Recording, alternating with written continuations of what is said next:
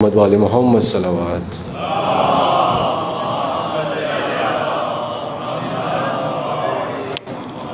برائے خوشنودی خدا ختم الانبیاء بآواز بلند نعرہ صلوات.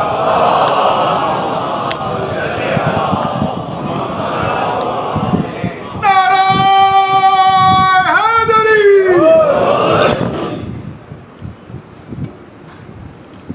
شکریہ. صلوات علی محمد وآل محمد.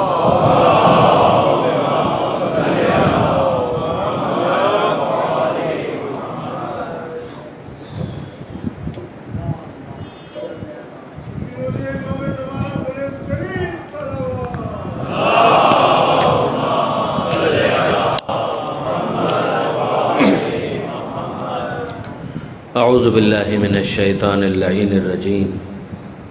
بسم اللہ الرحمن الرحیم. الحمد للہ رب العالمین والصلاة والسلام علی اشرف الانبیاء والمرسلین سیدنا و مولانا ابی القاسم محمد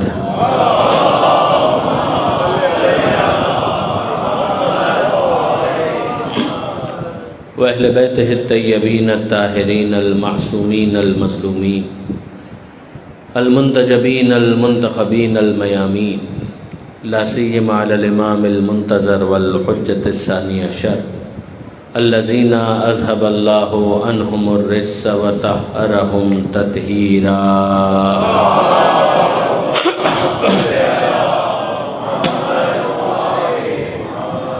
واللعنة الدائمة الباقية على أعدائهم أجمعين من يوم ظلمهم إلى قيام يوم الدين. رب اشرح لي صدري ويسر لي أمري واحلل عقدة من لساني يفقهوا قولي. أما بعد فقد قال الله سبحانه وتعالى في القرآن الحكيم بسم الله الرحمن الرحيم قد جاءكم من الله نور وكتاب مبين. وقال الله سبحانه وتعالى أيضا الله ولي الذين آمنوا يخرجهم من الظلمات إلى النور والذين كفروا أولياؤهم الطاغوت يخرجونهم من النور إلى الظلمات أولئك أصحاب النار هم فيها خالدون. صلوات علی محمد.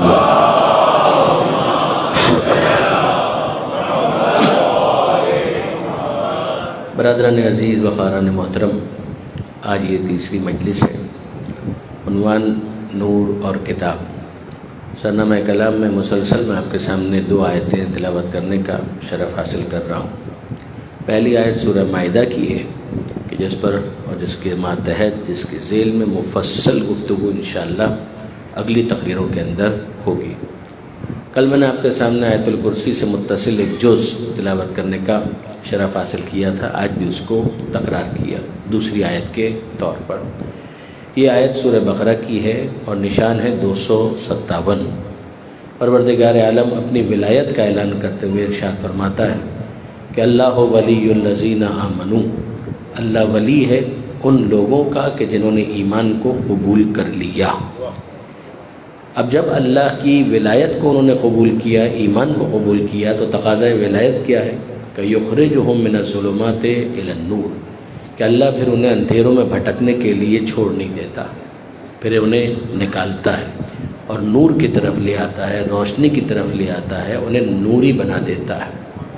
والذین کفروا، اور اس کے مقابلے پر وہ کہ جنہوں نے کفر اختیار کیا، اولیاءہم الطاغوت، ان کے اولیاء بھی ہیں، ان کے سرپرست بھی ہیں، مگر جیسے کہ میں نے کل گزارش کی تھی جیسے وہ ہیں ویسے ان کے اولیاء ہیں. اولیاءہم الطاغوت، ان کے اولیاء طاغوت ہیں. یخرجونہم من النور الی الظلمات. اب یہ کرتے کیا ہے کہ انہیں اندھیروں ہی کے اندر رہنے پر مجبور کرتے ہیں. اگر وہ نور کی طرف آنا بھی چاہیں تو انہیں آنے نہیں دیتے، نور سے انہیں دور رکھتے ہیں. اولئک اصحاب النار. اب جب یہ نوری نہیں ہے تو پھر ناری ہیں. اصحاب النار ہیں، آگ والے ہیں. ہم فیہا خالدون، اور آگ والے بھی ایسے ہیں کہ دائمی طور پر یہ اسی آگ کے اندر رہیں گے، یعنی ٹیمپریری ان کا اکوموڈیشن آگ میں نہیں ہے، یہ نہیں ہے کہ 2-5 دن کے لیے ان کو چیک ان کرا کے بعد میں چیک آؤٹ کرا دیا جائے گا، یہ دائمی طور پر وہیں پر چیک ان رہیں گے. درود بھیجیے گا محمد و آل محمد.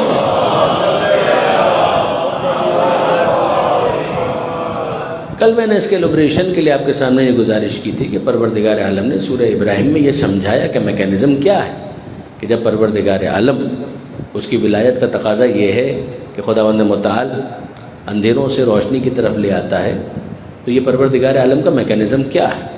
ہم یہ کہیں کہ جو انتظامیہ ہے اس نے مجلس کا اہتمام کیا، تو مجلس کا اہتمام کرنے کے لیے انہوں نے کسی کو کوئی ڈیوٹی اسائن کی ہے کہ اسکاؤٹس ہو سکتے ہیں، والنٹیئرز ہو سکتے ہیں کہ بھائی دری بچھانے کی ذمہ داری آپ کی ہے، فرش سنبھالنے کی ذمہ داری آپ کی ہے، تبرکات لانے کی ذمہ داری آپ کی ہے، تبرک بانٹنے کی ذمہ داری آپ کی ہے. ہم دیکھتے ہیں کہ ایک ذمہ داری کوئی لیتا ہے اور پھر اس ذمہ داری کو تقسیم کرتا ہے. اس کا یہ مطلب نہیں ہوتا ہے کہ وہ فرد اس ذمہ داری کو خود ادا نہیں کر سکتا، مگر وہ پسند کرتا ہے کہ دوسروں کو بھی اس کام میں ہاتھ بٹانے کا موقع دیا جائے اور اس کے ذریعے سے ان کا شرف دوسروں کے سامنے ظاہر ہو کہ دیکھو یہ ہیں وہ افراد کے جو کار کے اندر، کام کے اندر ہمارا ہاتھ بٹانے والے. انتظامیہ کی محدودیت کا تو کوئی اعلان نہیں ہوا. آپ ذرا غور فرمائیے کہ جب انسانوں کے اندر بھی منتظم کسی کام کو کسی کے حوالے کرتا ہے تو یہ اس کے محدود ہونے یا مقید ہونے کی دلیل نہیں ہوتی ہے، یہ اس بات کی دلیل ہوتی ہے کہ وہ دوسروں کو یہ شرف دینا چاہتا ہے، یہ مرتبہ عطا کرنا چاہتا ہے. تو اب میں آپ سے پوچھتا ہوں کہ اگر دنیا کے نظام کے اندر انسانوں میں سے کوئی منتظم ہو اور وہ کسی کو یہ ذمہ داری دے سکتا ہے اور اس پر کوئی الزام نہیں ہے، نہ اس کی قدرت محدود ہوتی ہے، نہ اس کی شان گھٹتی ہے، تو غور فرمائیے کہ وہ کتنا بڑا ہوگا کہ جسے خدائے برتر اپنے کاموں کو انجام دینے کے لیے اپنا نمائندہ بنا دے. یا تو پروردگار عالم کہہ دے کہ نہیں ایسا کوئی معاملہ نہیں، ہم جانتے ہیں کچھ کام ایسے ہیں کہ جو خدا سے خاص ہیں. پروردگار عالم نے کہا قضا ربک الا تعبدوا الا ایاہ وبالوالدین احسانا. خداوند متعال کی طرف سے اعلان ہو گیا کہ تمہارے رب کا یہ فیصلہ ہے، عبادت صرف اللہ کی ہوگی. ہم نے جان لیا کہ لا الہ الا اللہ، اللہ کے سوا کوئی معبود نہیں ہے. تو اب اتنا سمجھ میں آ گیا کہ خدا کسی کو بھی عبادت کے لیے پسند نہیں کرتا کہ وہ اس کے ساتھ کھڑا ہو جائے. لیکن کیا پروردگار عالم نے کسی اور کو کوئی دوسرا کام دیا ہے؟ اگر نہ دیا ہوتا تو یقین جانیے کہ لا الہ الا اللہ پر ہمارا کلمہ مکمل ہو جانا چاہیے. اس کے بعد بلا فاصلہ یہ جملہ کہنا کہ محمد الرسول اللہ، اس کا مطلب ہی یہ ہے کہ پروردگار عالم نے کسی کو اپوائنٹ کیا ہے. اب جیسا اپوائنٹ کیا ہے، جس کام کے لیے اپوائنٹ کیا ہے، وہ اس کام کو خدا کی طرف سے خدا کے بہاف پر انجام دے گا. اسی لیے آپ دیکھیں گے جو آیت کل بھی میں نے آپ کے سامنے پیش کی تھی، یہ سورہ ابراہیم کی پہلی آیت بہت غور طلب ہے. کہ کتاب انزلناہ الیک، اے حبیب یہ کتاب ہم نے آپ پر نازل کی، لتخرج الناس، تاکہ آپ انسانوں کو نکالیں، من الظلمات الی النور، اندھیروں سے نکالیں اور روشنی کی طرف لے آئیں. یہ کام آپ کیسے کر رہے ہیں؟ کہ باذن ربہم، ان کے رب کے اذن اور اجازت سے کر رہے ہیں. الی صراط العزیز الحمید، اور اس خدا کے راستے کی طرف آپ لے کر آ رہے ہیں کہ جو خدائے عزیز بھی ہے، خدائے حمید بھی ہے. عزیز ہے یعنی زبردست، شکست ناپذیر، صاحب عزت، اور حمید ہے یعنی قابل تعریف. ذرا غور فرمائیے گا. تو پروردگار عالم نے ہمیں یہ سمجھا دیا اور بتلا دیا کہ دیکھو کام میرا ہے مگر میں نے اسے مصطفیٰ کے حوالے کیا. اب دیکھیے برادران عزیز کہ آیت کو اگر آپ ایک مرتبہ پھر چاہوں گا کہ توجہ کے ساتھ سنیں، یعنی مزید دقت کریں. صیغے ٹینسز ہر زبان کے اندر استعمال ہوتے ہیں. پاسٹ ٹینس بھی ہوتا ہے، پریزنٹ ٹینس بھی ہوتا ہے، فیوچر ٹینس بھی ہوتا ہے. ماضی کے اندر ایک کام ہوا تو ایک رپورٹ ہے، حال میں اگر ہو رہا ہے تو اس کی خبر دی جا رہی ہے، اور مستقبل کے حوالے سے ہے تو اعلان ہے کہ مستقبل میں یہ ہونے والا ہے. اب ذرا یہاں پر دیکھیے کہ پروردگار عالم کیا کہہ رہا ہے اپنے بارے میں بھی اور طاغوت کے بارے میں بھی. بھئی دو ہی تو ہیں، صاحبان ایمان ہے ان کا ولی اللہ ہے، اور وہ افراد کے جنہوں نے کفر اختیار کیا ان کے اولیاء طاغوت ہیں. یہی ہے نا، یہ دونوں کر کیا رہے ہیں؟ پروردگار عالم اپنے بارے میں کیا کہتا ہے؟ یخرجہم من الظلمات الی النور. پروردگار عالم اپنے بارے میں کہہ رہا ہے کہ اللہ ایمان والوں کا ولی اور سرپرست ہے. تو کیا کرتا ہے؟ انہیں نکالتا ہے. من الظلمات الی النور، اندھیروں سے نکالتا ہے، روشنی کی طرف لے آتا ہے. تو بس حال میں یہ کام ہو رہا ہے یا مستقبل میں بھی ہوگا؟ یعنی میں پوچھنا یہ چاہ رہا ہوں کہ کیا یہ کام صرف اور صرف حال میں ہو رہا ہے؟ یعنی جب یہ قرآن نازل ہوا تب تو پروردگار عالم نے یہ اعلان کر دیا کہ بھائی جو اب تک ایمان لے آئیں گے ان کو تو ہم لوگ نکالیں گے اندھیروں سے روشنی کی طرف. بعد میں اگر کوئی ایمان لائے تو پھر ہماری کوئی گارنٹی نہیں ہے. یہ ہے صیغہ مضارع، اور صیغہ مضارع حاوی ہوتا ہے حال پر بھی اور مستقبل پر بھی، پریزنٹ پر بھی اور فیوچر پر بھی. یعنی میں عرض یہ کرنا چاہ رہا ہوں کہ پروردگار عالم یہ اعلان کر رہا ہے کہ یخرجہم، اللہ ولی ہے ان لوگوں کا جو ایمان لائے، وہ انہیں نکالتا ہے، نکالتا رہے گا. جو ایمان لے آئے اللہ نکالتا ہے، نکالتا رہے گا. من الظلمات الی النور، اندھیروں سے روشنی کی طرف. یعنی حال میں بھی یہ کام ہو رہا ہے، مستقبل میں بھی یہ ہوتا رہے گا. اور ساتھ ہی ساتھ پروردگار عالم یہ بھی بتا رہا ہے کہ جو طاغوت ہیں وہ بھی یہ کام کرتے رہیں گے. اب میں آپ سے پوچھتا ہوں کہ جو طاغوت ہے ان کے بارے میں کون سا صیغہ استعمال ہوا؟ وہاں پر بھی صیغہ یہی ہے کہ یخرجونہم من الظلمات من النور الی الظلمات، کہ وہ نکالتے ہیں اور نکالتے رہیں گے، روشنی سے دور کرتے ہیں، کرتے رہیں گے. اندھیروں میں بھٹکنے کے لیے وہ اہتمام کرتے ہیں اور کرتے رہیں گے. تو یہ عجیب بات ہے کہ جو کافر ہیں، جو طاغوت ہیں، جو ان کے اولیاء ہیں، وہ حال اور مستقبل دونوں میں یہ کام کرتے رہیں گے. تو پروردگار کا جو نمائندہ ہے وہ اس دنیا سے چلا جائے اور کام معطل ہو جائے گا؟ کیا اس کا کام معطل ہو جائے گا؟ یعنی میں پوچھنا یہ چاہ رہا ہوں کہ لوگ تو موجود ہیں، ایمان والے بھی ہیں، اور پیغمبر اکرم نظر نہیں آ رہے. تو پیغمبر اکرم اگر نظر نہیں آ رہے تو جب پیغمبر اکرم کی آنکھ بند ہو گئی تو مجھے حق ہے کہ میں پروردگار عالم کی بارگاہ میں کہوں کہ مالک اب تو بتا کہ جب تک وہ حیات تھے تب تک تو وہ صاحبان ایمان کو تیری نمائندگی میں اندھیروں سے نکالتے تھے، روشنی کی طرف لے آتے تھے. اب تو ہمیں بتا کہ جب ان کا انتقال ہو گیا، جب انہوں نے پردہ فرمایا، جب ان کی آنکھ بند ہو گئی، تو کون ایسا ہے کہ جو ان کے بعد اس کام کو انجام دے گا؟ یا تو ہم کہہ دیں کہ پروردگار عالم نے لوگوں پر اس کام کو چھوڑ دیا. تو لوگ کون ہیں؟ زیادہ سے زیادہ وہ ہیں کہ جو ایمان لائے تو وہ تو خود نور کی تلاش میں ہیں، وہ تو خود کسی ایسے کی تلاش میں ہیں کہ جو منیر بن کے انہیں نور سے آشنا کرے، جو اندھیروں سے انہیں نکالے اور نور سے آشنا کرے. وہ تو خود اس کی تلاش میں. جو الذین آمنو ہیں وہ الذین آمنو تو ہو سکتے ہیں. یعنی میں عرض یہ کرنا چاہ رہا ہوں کہ جو صاحب ایمان ہوتا ہے وہ ایمان لا کر مومن بنتا ہے. تو یہاں پر ہمیں مومن کی تلاش نہیں ہے، یہاں پر ہمیں اس کی تلاش نہیں ہے جو مومن بن کر صف مومنین میں آ جائے. ہمیں تو اس کی تلاش ہے جو مومنین سے بڑھ کر امیر المومنین ہو جائے.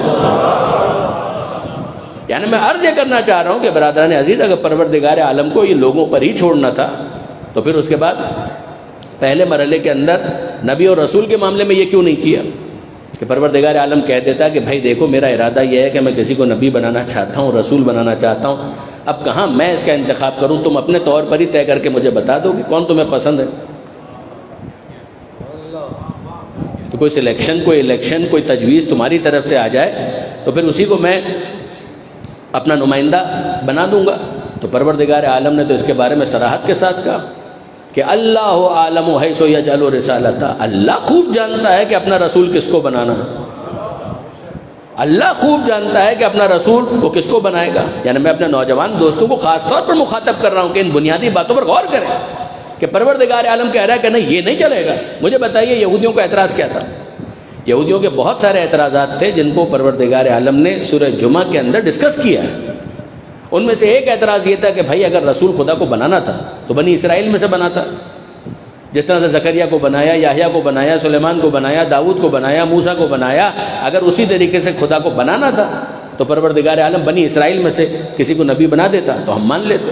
پروردگار عالم نے اس کو جواب کیا دیا یہود کو سورہ جمعہ کے اندر کہ ذالک فضل اللہ یؤتی ہے من یشاء.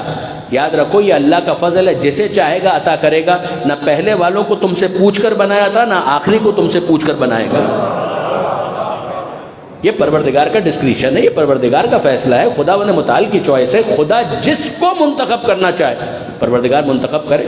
اور پروردگار عالم نے انتخاب کیا اور اعلان کر دیا کہ ان اللہ اصطفیٰ آدم، سورہ آل عمران، کہ یقیناً اللہ نے چن لیا آدم کو، ونوحن، اور نوح کو چن لیا. یہ دو نام ہیں. مگر پھر بعد میں تیسرے مرحلے میں ہم توقع کر رہے تھے کہ کوئی نام آئے گا، لیکن نہیں، پہلے مرحلے میں نام آدمہ، اللہ نے چن لیا، استفا آدم کو چن لیا، ونوحن اور نوح کو چن لیا، وآل ابراہیم اور آل ابراہیم کو چن لیا۔ فقط ابراہیم کا ذکر نہیں ہے، سلسلے کا ذکر ہے، وآل ابراہیم، ہم نے آل ابراہیم کو چن لیا، وآل عمران، اور اللہ نے آل عمران کو چن لیا، العالمین، عالمین میں چن لیا۔ جب خدا نے چن لیا تو ماننا پڑے گا عالمین اور ہوتے ہیں، یہ اور ہوتے ہیں،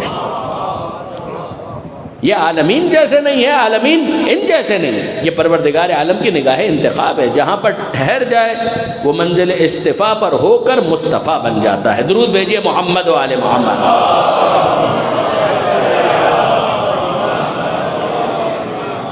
اب اگر خدا کے فیصلے پر کوئی اعتراض کرے تو اس کا مطلب یہ وہ خدا کے مقابلے پر آ گیا، اور خدا کے مقابلے پر اگر کوئی آ جائے تو پھر قرآن مجید نے لفظ کیا دیا طاغوت، مت بھولیے گا۔ طاغوت کا مطلب ہے سرکش، طاغوت کا مطلب ہے جو طغیان پر آمادہ ہو۔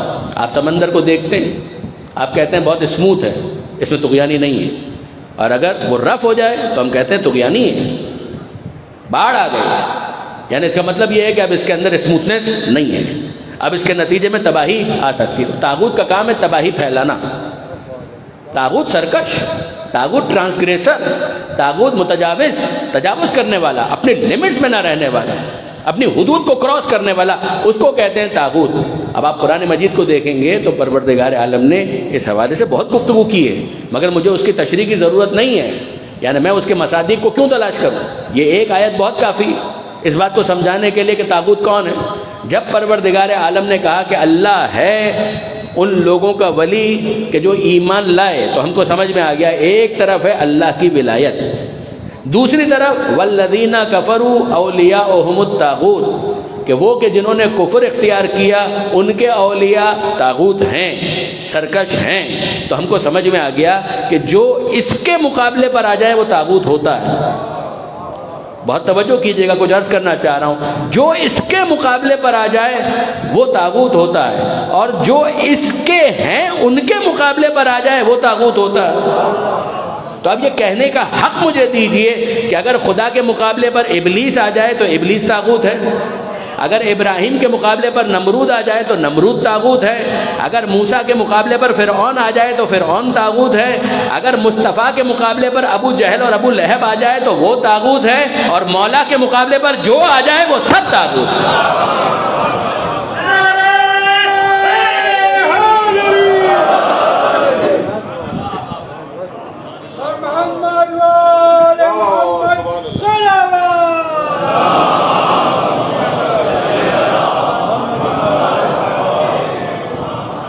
یعنی بات تو بہت منطقی ہے، بہت عقلی ہے، لاجیکل ہے، 2+2=4 کی طرح سے۔ اب میں آپ کے سامنے عرض کرتا ہوں، پروردگار عالم نے جو نظام رکھا ہے کہ اگر اس کو قیامت تک اس سلسلے کو قائم رکھنا ہے تو انتظام پروردگار کی طرف سے ہوگا، نہ اس نے نبوت کا اختیار بندوں کے حوالے کیا کہ تم فیصلہ کرو اور ہمیں بتا دو۔ تو میں آپ سے پوچھتا ہوں انصافاً مجھے بتائیے کہ اگر نبی خدا کی طرف سے ہے تو نبی کا جانشین کس کی طرف سے ہو؟ یعنی بڑا منطقی سوال ہے کہ جب نبی خدا کی طرف سے ہے تو نبی کی جگہ پر کون آئے گا؟ کیا اس کا فیصلہ امت کرے گی؟ اچھا چلیے ایک سادہ سی مثال میں آپ کی خدمت میں گزارش کرتا ہوں، اور اپنے نوجوان دوستوں کے لیے خاص طور پر، کہ بھائی دیکھیے اسکول میں بھی جاتے ہیں اسٹوڈنٹس، کالجز میں بھی جاتے ہیں، چلیے اسکول کے اندر تو چھوٹے ہوتے ہیں، چھوڑ دیجیے، کالج کے اندر نسبتاً کچھ گرون اپ ہوتے ہیں، یونیورسٹیز کے اندر جاتے ہیں تو بڑے میچیور ہو جاتے ہیں، ظاہر ہے کہ ایج ہو جاتی ہے، اب وہ ٹین ایجر بھی نہیں رہے، 16 سال کی عمر میں میٹرک کر لیا تو 18 سال کی عمر میں مثلاً کالج پڑھ لیا، اب اس کے بعد 19-20 ایئرس کی ایج میں وہ یونیورسٹی پہنچ گئے، تو اب ٹین ایج کو بھی انہوں نے تقریباً ختم کر لیا، آگے بڑھ گئے، میچور ہو گئے، سمجھدار ہو گئے، اور یونیورسٹی کے اندر پہنچے۔ اب یونیورسٹی کے اندر کیا ہوا کہ صاحب ایک پروفیسر صاحب ہیں، استاد ہیں، وہ پڑھاتے ہیں، اور کسی وجہ سے خدا نہ کرے کہ ان کا انتقال ہو گیا۔ تو مجھے بتائیے کہ یہ پروفیسر جن کا انتقال ہو گیا ہے، ان کی جگہ پر نیا استاد کون آئے گا؟ اس کا فیصلہ انتظامیہ کرے گی یا یہ اسٹوڈنٹس کریں گے؟ میں بالکل سامنے کی سادہ سی ایک مثال آپ کے سامنے عرض کر رہا ہوں، تو مجھے انصاف سے بتائیے، بھائی معلم ہے نا، یہ معلم ایک کلاس کا معلم ہے، ایک اسٹوڈنٹس کی ایک جماعت ہے کہ جس کو پڑھا رہا ہے، اور اس کا انتقال ہو گیا، یا فرض کیجئے کسی وجہ سے اس نے ریزائن کر دیا، یا فرض کیجئے 1 مہینے کی وہ چھٹی پر چلا گیا، تو آپ مجھے بتائیے کہ 1 مہینے کی چھٹی پر بھی اگر وہ جائے، 1 دن کی چھٹی پر بھی اگر وہ چلا جائے، تو فکسر کون لگائے گا؟ یہی اصطلاح استعمال ہوتی ہے ٹیچرز کے لیے کہ صاحب وہ آج نہیں آ سکے تو ان کی جگہ پر یہ کلاس کے اندر چلے جائیں۔ اس کا فیصلہ کون کرے گا؟ اس کا فیصلہ پرنسپل صاحب کریں گے، چانسلر صاحب کریں گے، رجسٹرار کریں گے، یا یہ اسٹوڈنٹس کریں گے؟ آپ سب یہ کہیں گے کہ منطقی بات ہے، کہ سیدھی اور صاف بات یہ ہے کہ بھائی اس پروفیسر کو کس نے اپوائنٹ کیا تھا؟ کہ انتظامیہ نے، تو انتظامیہ ہی اس بات کا فیصلہ کرے گی کہ ان کی جگہ پر اب کس کو آنا ہے۔ کہ ان کا انتقال ہو گیا، کہ انتقال ہو گیا تو کیا ہوا؟ انتظامیہ تو موجود ہے، انتظامیہ کا انتقال تو نہیں ہوا، انتظامیہ تو موجود ہے، تو وہ فیصلہ کرے گی کہ ان کی جگہ پر کس کو آنا ہے، کس کو اس کام کو آگے بڑھانا ہے۔ اگر اسٹوڈنٹس یہ کام کریں کہ وہیں پر بیٹھ کر کہیں کہ صاحب اب دیکھیے انتقال تو ہو گیا اور ہم بہت غمزدہ بھی ہیں لیکن اب کیا کیا جائے، تو آپس میں ہی فیصلہ کرو کہ اب اس پروفیسر کی جگہ پر ہم میں سے کون بیٹھے گا۔ آپ انصاف سے مجھے بتائیے، یعنی وہ باہر بھی نہیں جا رہے کسی معلم کو تلاش کرنے کے لیے، وہ آپس ہی میں طے کر رہے ہیں اور وہ کہہ رہے ہیں کہ جناب ہم میں سے کون اب اس پروفیسر کی جگہ پر جائے گا۔ اور فرض کیجئے کہ اگر وہ سب کے سب کسی ایک نام کے اوپر اتفاق بھی کر لیں اور پھر جا کر وہ انتظامیہ سے بتائیں کہ جناب آپ پر ہم کہاں بوجھ ڈالیں کہ اب آپ ہمارے لیے استاد کو تلاش کریں، تو ہم نے آپس ہی میں اجماع کر کے فیصلہ کر لیا ہے کہ ہمارے یہ والے صاحب جو ہے وہ آج سے ہمارے پروفیسر ہوں گے، تو آپ مجھے بتائیے کہ انتظامیہ قبول کرے گی؟ انتظامیہ کہے کہ ہمیں تو یہ قبول نہیں ہے، کہ آپ کو قبول ہے یا نہیں؟ ہمارا تو اجماع ہے، ہمارا تو اجماع ہے، اب ہمارے اجماع کو تو آپ بھی رد نہیں کر سکتے۔ ارے کمال ہو گیا، یہ تمہیں اجماع کرنے کا حق کس نے دیا؟ کہ بس ہمارے خیال میں یہی درست تھا لہذا ہم نے یہ کر لیا، اور اب ہمارا فیصلہ یہ ہے کہ یہ ہیں ہمارے، اور یہ جو ہمیں سکھائیں گے اسی کی بنیاد پر آپ ہمیں سند دینے کے پابند ہوں گے۔ تو اب آپ مجھے بتائیے وہ انتظامیہ کیا کہے گی؟ انتظامیہ کہے گی کہ میاں اپنا علاج کرواؤ، تمہاری طبیعت ٹھیک ہے، تمہیں کیا ہو گیا؟ ارے جب کلاس ہم نے ارینج کی ہے، سند ہم نے دینی ہے، تو استاد بھی ہم مقرر کریں گے، مگر ان کا تو انتقال ہو گیا، کا انتقال ہو گیا تو دوسرا استاد ہم ارینج کریں گے، تمہیں کیا حق ہے کہ تم اس بات کا فیصلہ کرو کہ ان کے بعد کون تمہیں پڑھانے کا ذمہ دار ہے؟ یہ فیصلہ ہم کریں گے، اور یہ اگر اپنی چلانی ہے تو پھر یاد رکھو کہ سب سے پہلا کام تو یہ ہوگا کہ ہم ایسے کسی بدتمیز کو اپنی یونیورسٹی کے اندر کنٹینیو نہیں کرنے دیں گے۔ تو مجھے بتائیے کہ اگر یہ حرکت کوئی عام طالب علم کرے تو وائس چانسلر اس کو ریسٹریکیٹ کر دے، پرنسپل اس کو باہر نکال دے، تو مجھے کہنے کی اجازت دیجئے کہ ایسی حرکت پر کوئی یونیورسٹی کا امتی نہیں رہ سکتا، مصطفیٰ کا امتی کیسے رہ جائے گا؟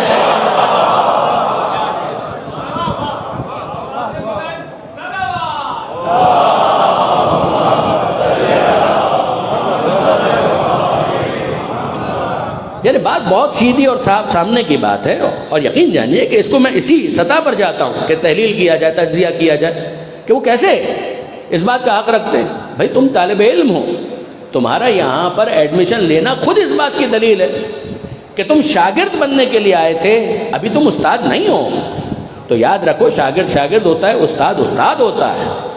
شاگرد استاد کی جگہ پر نہیں آ سکتا، استاد کو اپنے جیسا نہیں کہہ سکتا۔ اگر وہ شاگرد استاد کو اپنے جیسا کہنے لگے تو شاگرد کو بدتمیز کہا جائے گا، متجاوز کہا جائے گا۔ غور فرمائیے گا برادران عزیز، یعنی اس شاگرد کے لیے ضروری ہے کہ وہ سمجھے کہ طالب علم اور ہوتا ہے، استاد اور ہوتا ہے، مقتدی اور ہوتا ہے، مقتدا اور ہوتا ہے، ماموم اور ہوتا ہے، امام اور ہوتا ہے۔ اسے اس حقیقت کو سمجھنا بھی ہوگا، قبول بھی کرنا ہوگا، اس کے بعد ہی وہ اپنے تعلیمی سلسلے کو آگے بڑھا سکتا ہے۔ اچھا بھائی ایک دوسری مثال سن لیجئے، کسی اسپتال کے اندر ایڈمیشن ہوا، کیا وجہ ہے کہ آپریشن کروانا ہے، لہٰذا ایک مریض کا وہاں پر اس کو ایڈمٹ کروا دیا، اور وہاں پر مثلاً 15-20 اور بھی مریض تھے، کوئی بیمار تھا کسی چیز کا، کوئی دوسری چیز کا، کسی کے پیٹ کا مسئلہ تھا، کسی کے آنکھ کا مسئلہ، کسی کے کان کا مسئلہ تھا، اور وہاں پر جو ڈاکٹر صاحب تھے، چیف سرجن جو تھے، ان کا انتقال ہو گیا۔ اب میں آپ سے پوچھتا ہوں آپ کیا کریں گے؟ کیا ان مریضوں کو یہ حق دیا جائے گا کہ وہ آپس میں اجماع کریں، فیصلہ کریں؟ بھائی کیا ہوا، آج وہ ڈاکٹر صاحب نظر نہیں آ رہے، کہ ان کا انتقال ہو گیا، کہہ رہے یہ تو بہت مشکل ایک مسئلہ پیش آ گیا، تو اب کیا کیا جائے؟ کہا اسپتال تو چلانا ہے. ارے وہ انتظامیہ کو چلانا ہے. آپ تو یہاں پر پیشنٹ بن کر آئے ہیں, آپ تو علاج کروانے کے لیے آئے ہیں. کہا کہ ہاں, مگر اب ظاہر ہے کہ ڈاکٹر صاحب کا انتقال ہو گیا ہے تو ہم ہی کو کچھ کرنا پڑے گا. کیا کرنا پڑے گا؟ کہ اتنے آپریشن ہیں, کون کرے گا؟ سرجن صاحب کا تو انتقال ہو گیا, ڈاکٹر صاحب کا تو انتقال ہو گیا, تو اب تم لوگ بتاؤ کہ ہم میں سے کس کو سرجن ہونا چاہیے, ہم میں سے کس کو ڈاکٹر ہونا چاہیے؟ تو ظاہر ہے کہ وہ سب کے سب اسی طریقے سے مسکرائیں گے اگر عقل مند ہوئے. لیکن اگر وہ یہ کام کریں کہ آپس میں طے کر لیں اور یہ کہیں کہ ٹھیک ہے صاحب اب ان کا انتقال ہو گیا ہے, تو ہم میں سے یہ جو مریض ہے نا, یہی ہمارا اجماع ہے کہ سرجن ہے اور یہی سب کا آپریشن کرے گا. تو پیٹ کاٹنا تھا تو پھاڑ دے گا, آنکھیں ٹھیک کرنی تھی تو پھوڑ دے گا, سماعت کیا ٹھیک ہوگی, بہرا ہی بنائے گا.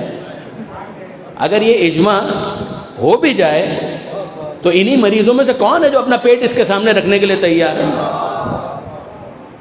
اور اگر باہر کسی کو اطلاع ملے, کسی ہاسپٹل کے اسٹاف کو, کہ یہ فیصلہ کیا ہے ان مریضوں نے, تو وہ اپنی رپورٹ میں کیا لکھے گا؟ کہ اتنا تو ہمیں معلوم تھا کہ یہ لوگ جسمانی مریض تھے,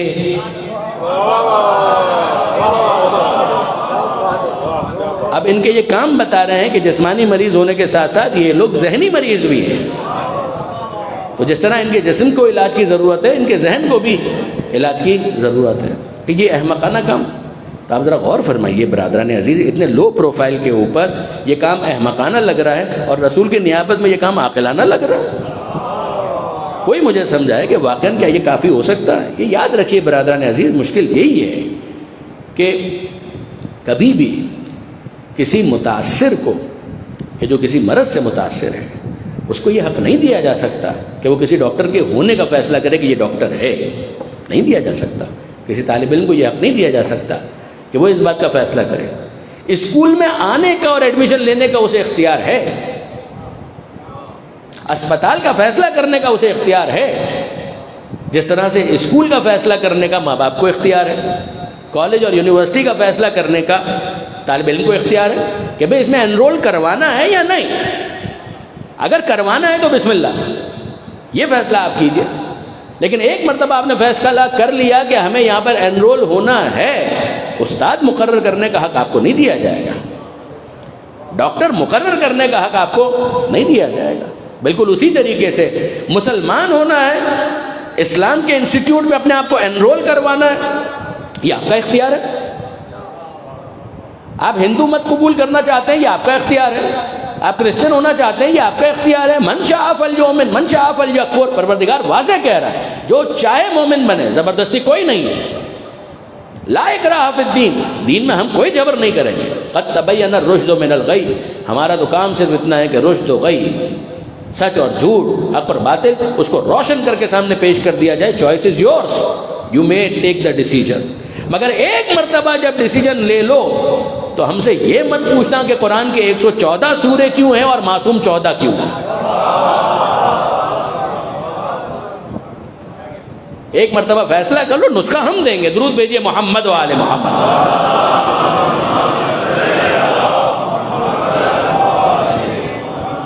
اور یاد رکھیے گا برادران عزیز کہ پھر اس کے بعد تعداد irrelevant ہو جاتی, یعنی تعداد پھر معیار نہیں رہتی کہ کتنے ہیں جو اس حقیقت کو قبول کر رہے ہیں.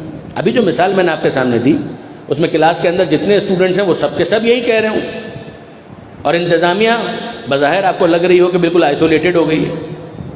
مگر ان لوگوں کے کہنے کی وجہ سے اس ایک کے قول کو آپ نظر انداز نہیں کر سکتے. آپ یہ نہیں کہہ سکتے وزڈم رولز اوور 1000 ignorance. انگریزی میں کہا جاتا ہے, اور بالکل درست کہا جاتا ہے, کہ حکمت رول کرے گی 1000 جاہلوں پر. وہ اپنے عدد کی وجہ سے امپریس نہیں کر سکتا. اور وہ یہ بھی یاد رکھیں کہ ان کے مخالف ہونے کی وجہ سے حقیقت تبدیل نہیں ہوگی, اور ان کے مخالف ہونے کی وجہ سے حقیقت کو کوئی نقصان بھی نہیں پہنچتا, وہ اپنا نقصان کرتا ہے. یعنی میں عرض کرنا چاہ رہا ہوں کہ ایک روشن حقیقت ہے, یہ آفتاب ہے, یہ ماہتاب, یہ سورج ہے, یہ چاند ہے, یہ ستارے. مجھے کہیں بتائیے کہ اگر کوئی یہ کہے کہ نہیں آج سے میں سورج کو سورج نہیں مانتا, آج سے میں سورج کو چاند کہوں گا, چاند کو ستارہ کہوں گا, اور ستارے کو سورج کہوں گا, تو کیا لوگوں کے کہنے کی وجہ سے سورج سورج نہیں رہے گا؟ کیا لوگوں کے کہنے کی وجہ سے چاند سورج بن جائے گا، ستارہ چاند بن جائے گا؟ جو ہے وہ وہی رہے گا۔ نہ ان کے کہنے کی وجہ سے سورج سکڑ کر چاند بن جائے گا، نہ ان کے ماننے کی وجہ سے چاند پھیل کر سورج بن جائے گا۔ تو جو حقیقت ثابتہ ہوتی ہے وہ لوگوں کے ماننے کی محتاج نہیں ہوتی۔ لوگ اس کو ماننے کے پابند ہیں چونکہ وہ حقیقت کو ماننے کے پابند ہیں۔ یہ ان کی شرف کی دلیل تو ہو سکتا ہے کہ انہوں نے حقیقت کو قبول کیا، مگر یہ نہیں ہے کہ ان کے ماننے کی وجہ سے یہ چیز یہ بنی ہے۔ یعنی میں عرض یہ کرنا چاہ رہا ہوں، اب تھوڑا سا میں اس کو اور ایلیبوریٹ کروں۔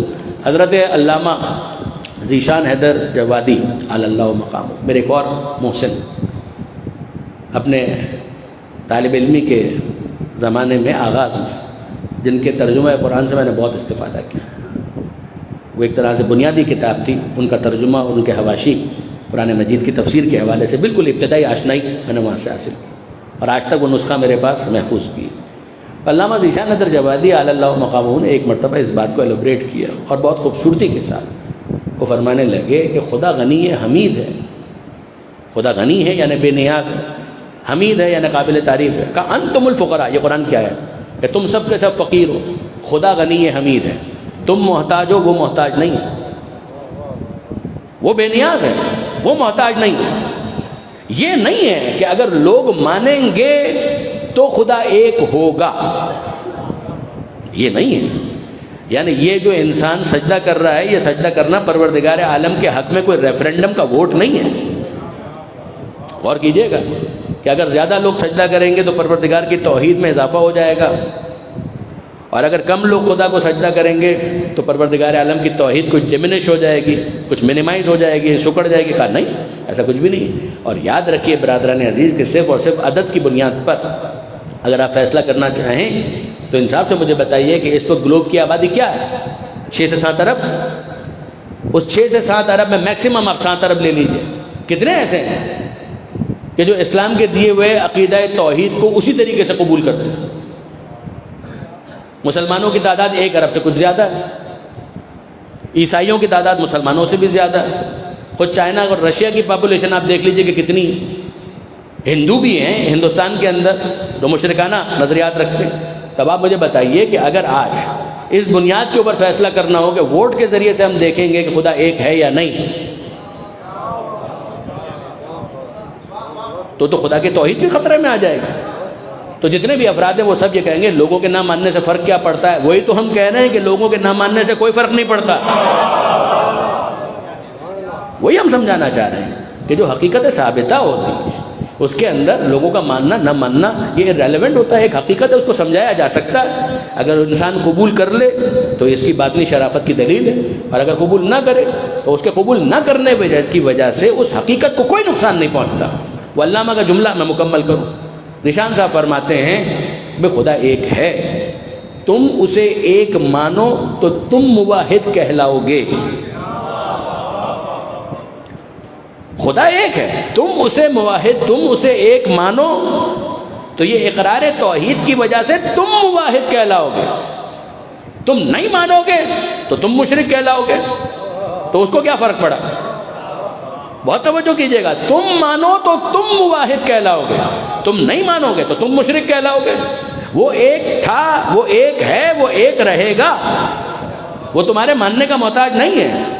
پھر سنیے گا، اسے ایک مانو، مانو گے تو تم موحد کہلاؤ گے، نہیں مانو گے تو تم مشرک کہلاؤ گے۔ وہ ایک تھا، وہ ایک ہے، وہ ایک رہے گا۔ یہی معاملہ اس کے رسول کا ہے، تم اسے رسول مانو تو تم مسلمان کہلاؤ گے۔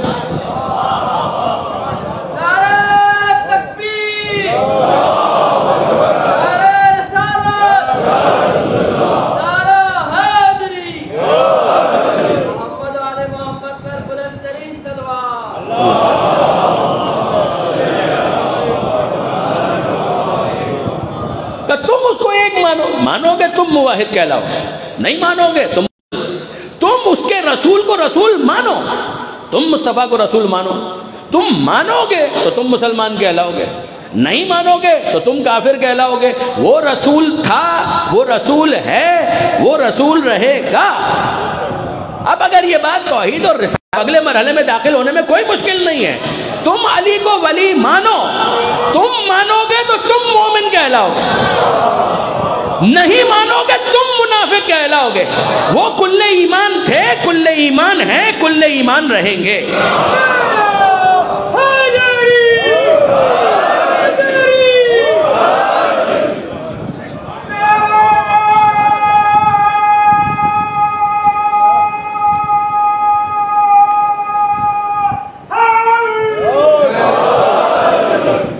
آپ نے غور فرمایا برادران عزیز کہ وہ تمہارے ماننے کے محتاج نہیں ہے, کہ تم اپنے شرف باطن کا ثبوت دو کہ ہاں باطنی طور پر تمہارے اندر اتنی آمادگی ہے کہ جو حقیقت ہے اسے تم قبول کرنے کے لیے تیار ہو. کسی اور کے رد کرنے کی وجہ سے اگر تم بھی رد کر دو تو جس طرح سے وہ ہے اسی طرح سے تم ہو جاؤ گے. مگر پھر اس کے بعد یاد رکھنا کہ اولیاء اہم الطاغوت, کہ پھر ولایت طاغوت کی ملے گی, علی کی نہیں ملے گی. پھر ولایت طاغوت کی ولایت. اب دیکھیے برادران عزیز, جو میں نے آپ سے عرض کیا کہ اس میں تعداد ارریلیونٹ ہو جاتی ہے, کتنے ہیں کتنے نہیں ہیں اسے کیا فرق پڑتا ہے. حقیقت کو دیکھیے, جب پیغمبر اکرم ختمی مرتبت احمد مجتبی محمد مصطفیٰ صلی اللہ علیہ وسلم اعلان رسالت فرما رہے تھے تو کتنے لوگ تھے جو پیغمبر اکرم کے ساتھ؟ بنی ہاشم, جناب ابو طالب, مولا کائنات جناب زید, یہ کچھ ہی تو افراد تھے کہ جو پیغمبر اکرم کے ساتھ تھے.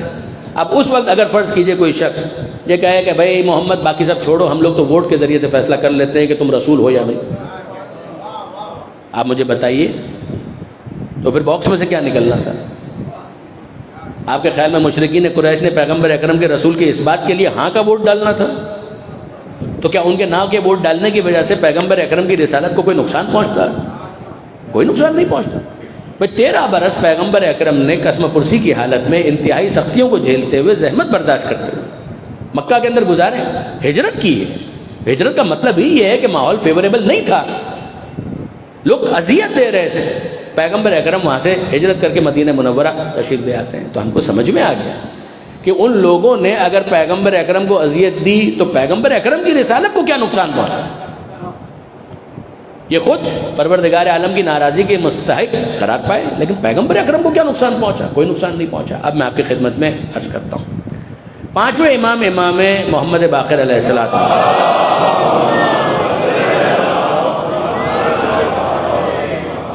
کسی نے 5ویں امام سے ایک سوال کیا. آج 5ویں امام کا زمانہ ذہن میں رہے کہ 5ویں امام 57 ہجری میں اس دنیا میں تشریف لائے. کربلا کے عین شاہد ہیں, چشم دید گواہ. 61 ہجری میں کربلا کا واقعہ ہوا. رجب 57 ہجری یہ ہے وہ تاریخ کہ جب 5ویں امام اس دنیا میں تشریف لائے. 114 ہجری میں 5ویں امام کی شہادت ہوئی. 57 ہجری میں اس دنیا میں تشریف لائے, 114 ہجری میں امام کی شہادت ہوئی. اور امام کی کل زندگی 57 برس کی. 57 ہجری ہی میں اس دنیا میں تشریف لائے اور کل زندگی 57 برس کی. 114 ہجری میں شہادت. یہ جو مکالمہ میں آپ کے سامنے ابھی پیش کر رہا ہوں یہ بظاہر امام کی امامت کے زمانے کا. چوتھے امام کی شہادت ہوئی ہے 95 ہجری میں. آپ سب جانتے ہیں کہ 25 محرم کو چوتھے امام کی شہادت کی تاریخ آتی ہے. 95 ہجری میں چوتھے امام کی شہادت ہوئی. اس کے بعد سے ہمارے 5ویں امام کی امامت کا آغاز ہوا. امامت کی ذمہ داریاں امام نے اپنے کاندھے پر اٹھائی. بظاہر یہ مکالمہ اس زمانے کا ہے کہ جب امام کی امامت کا پیریڈ شروع ہو چکا تھا, یعنی 95 ہجری کے بعد اور 114 ہجری سے پہلے. کتابوں کے اندر آپ کو یہ مکالمہ مل جائے گا. بیس ذہن میں رکھیے گا, عدد, تعداد, کثرت, قلت ہے نا. 5ویں امام سے کسی نے سوال کیا اور انصاف کی بات یہ ہے کہ یہ سوال سے زیادہ بین السطور طنز تھا. سوال کسی نے کیا اور سوال سے زیادہ, میں ریپیٹ کر رہا ہوں کہ بین السطور طنز تھا, ٹونٹ کرنے کی کوشش کی. فرزند رسول فرمائیے, الفاظ میرے ہیں مطلب امام کا, فرزند رسول فرمائیے, ایک سوال پوچھنا تھا. کہیے کہ یہ بتائیے جب پیغمبر اکرم کی آنکھ بند ہوئی تو کتنے لوگوں نے علی کا ساتھ دیا؟ سوال آپ نے سنا. فرزند رسول جب پیغمبر اکرم نے وصال فرمایا تو کتنے لوگوں نے علی کا ساتھ دیا؟ اب بین سطور طنز کیا ہے؟ طنز یہی ہے کہ گنتی کے تو کچھ افراد تھے کہ جنہوں نے علی کا ساتھ دیا. بھائی آپ کن کو لے آئیں گے؟ سلمان کو لے آئیں گے، عمار کو لے آئیں گے، ابو ذر کو لے آئیں گے، مقداد کو لے آئیں گے، بنی ہاشم کے دیگر افراد آ جائیں گے. ایک تعداد ہے مگر مختصر ہے. تو باقی افراد یا سکوت اختیار کر گئے، انصار میں سے بہت سے سکوت اختیار کر گئے، بہت سے افراد مخالف ہو گئے. تو زیادہ تعداد ان لوگوں کی تھی کہ جو مخالف ہو گئے، کم افراد وہ تھے کہ جنہوں نے ساتھ دیا. تو قلت کس طرف ہے اور کثرت کس طرف ہے؟ یہی اعتراض ہے. اچھا، اب پانچویں امام کے سامنے یہ سوال کیا گیا کہ فرزند رسول یہ بتائیے کہ جب پیغمبر کا وصال ہوا تو کتنے لوگوں نے علی کا ساتھ دیا؟ تو امام نے تعداد نہیں بتائی، جواب میں ایک سوال کیا، جواب میں ایک سوال کر لیا. اور وہ سوال کیا تھا؟ گویا تم یہ کہنا چاہتے ہو کہ اگر زیادہ لوگوں نے علی کا ساتھ دیا تو علی کا رتبہ بڑھ جائے گا، اور اگر کم لوگوں نے ساتھ دیا تو علی کا رتبہ گھٹ جائے گا. شاید تم یہ کہنا چاہتے ہو. کہا جی حضور میں یہی کہنا چاہتا ہوں. یعنی دوسرے لفظوں میں اس نے کہا کہ بین السطور جو میں کہنا چاہتا تھا آپ تو وہ سمجھ گئے، اسے نہیں معلوم بین السطور کیا چیز ہے. جو دل میں موجود ہے اس کو بھی یہ جانتے ہیں، واقف ہے. تم یہ کہنا چاہتے ہو. سوال سنیے گا واپس سے. میں چاہتا ہوں کہ پوری قوت کے ساتھ میرے نوجوان دوست پانچویں امام کے جواب کو محسوس کریں جو آگے امام نے دیا ہے. فرزند رسول یہ بتائیے کہ بعد وفات پیغمبر کتنے لوگوں نے علی کا ساتھ دیا؟ امام کہہ رہے ہیں کہ تم شاید یہ کہنا چاہتے ہو کہ اگر زیادہ لوگوں نے ساتھ دیا تو علی کا رتبہ بڑھ جائے گا، اور کم لوگوں نے ساتھ دیا تو علی کا رتبہ گھٹ جائے گا. کہا جی حضور میں یہی کہنا چاہتا ہوں. کہا تم نے معیار کو نہیں سمجھا. کہا تم نے معیار ہی کو نہیں سمجھا. کہا حضور میں نہیں سمجھ پایا آپ کیا کہنا چاہ رہے ہیں. کب معیار کو سمجھو کہ رتبہ کب بڑھتا ہے اور کب گھٹتا ہے. ہم علی کے رتبے کو اس میں تلاش نہیں کرتے کہ ساتھ دینے والے کتنے تھے، کہ زیادہ ہوں تو علی کا رتبہ بڑھ جائے گا، کم ہو تو علی کا رتبہ گھٹ جائے گا. ہم لوگوں کا مرتبہ اس میں تلاش کرتے ہیں کہ وہ علی کا ساتھ دے رہے تھے یا نہیں. جو ساتھ دے گا رتبہ بڑھ جائے گا، جو ساتھ نہیں دے گا اس کا رتبہ گھٹ جائے گا.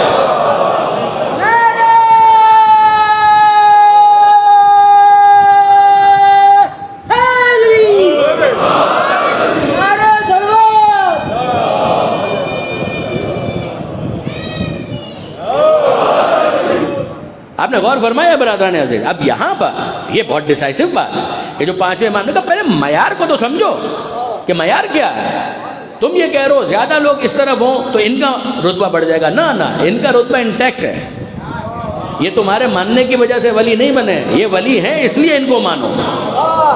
یہ تمہارے ماننے کی وجہ سے امام نہیں بنے، یہ امام ہیں اس لیے ان کو مانو. جس طرح سے تمہارے ماننے کی وجہ سے خدا نہیں بنا، وہ خدا ہے اس لیے اسے مانو. تمہارے ماننے کی وجہ سے یہ رسول نہیں بنے، چونکہ یہ رسول ہے اس لیے انہیں رسول مانو. بالکل اسی طرح منافق رہنا چاہتے ہو تمہاری چوائس ہے، لیکن اگر مومن بننا چاہتے ہو تو علی کی ولایت کو قبول کرنا پڑے گا.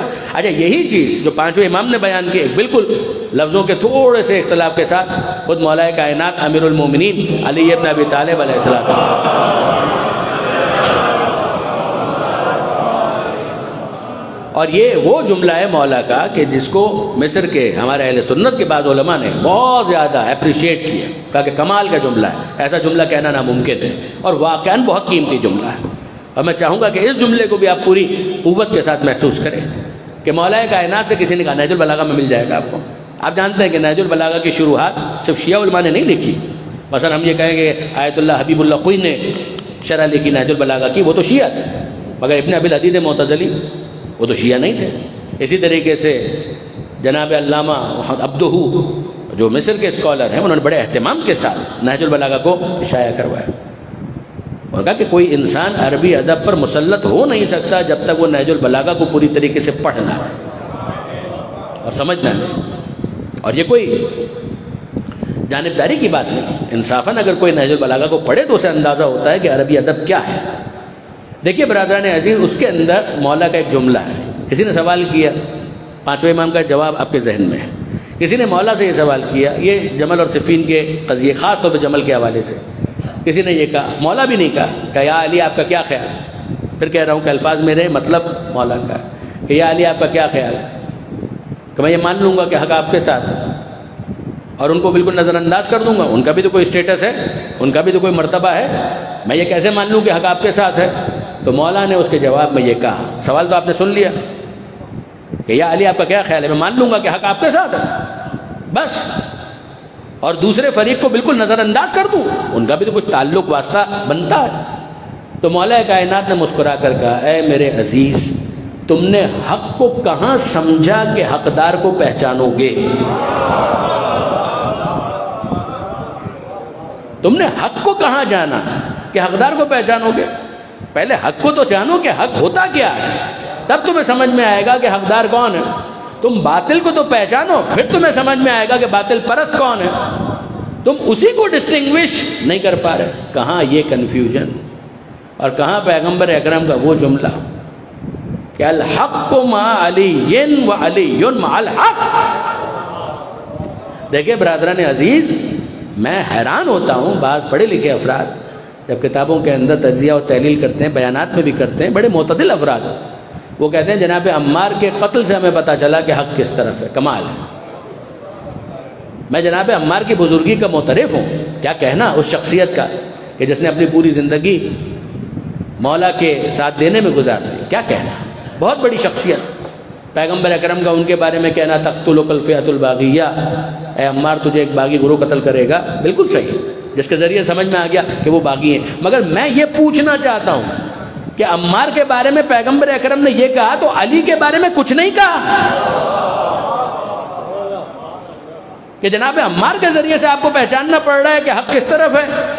پیغمبر اکرم کے اس فرمان کو آپ کیوں نظر انداز کرتے ہیں کہ الحق مع علی وعلی مع الحق، علی حق کے ساتھ ہے، حق علی کے ساتھ ہے؟ نہیں برادران عزیز، اگر پیغمبر اکرم نے اس جملے کے بعد، دیکھیں جملہ اسمیہ ہے، جملہ فعلیہ بھی نہیں ہے کہ کسی خاص موقع کی بات ہو رہی ہو، نہ، جملہ اسمیہ، حق ہمیشہ علی کے ساتھ ہے، علی ہمیشہ حق کے ساتھ ہے۔ مگر اب اس کے بعد اگر پیغمبر اکرم دعا کرتے ہوئے اتنا بھی کہہ دیتے نا کہ اے پروردگار علی کو وہاں پھیر دے کہ جہاں حق پھر جائے، تو بھی بڑی بات تھی، تو بھی بڑی بات تھی۔ مگر پیغمبر اکرم تو ایک سٹیپ اور آگے جا رہے ہیں۔ پیغمبر اکرم یہ دعا نہیں مانگ رہے کہ اے پروردگار حق علی کو ادھر پھیر دے کہ جہاں حق پھر جائے، پیغمبر اکرم یہ کہہ رہے ہیں مالک حق کو ادھر پھیر دے جہاں علی پھر جائے۔ درود بھیجیے گا محمد و آل محمد۔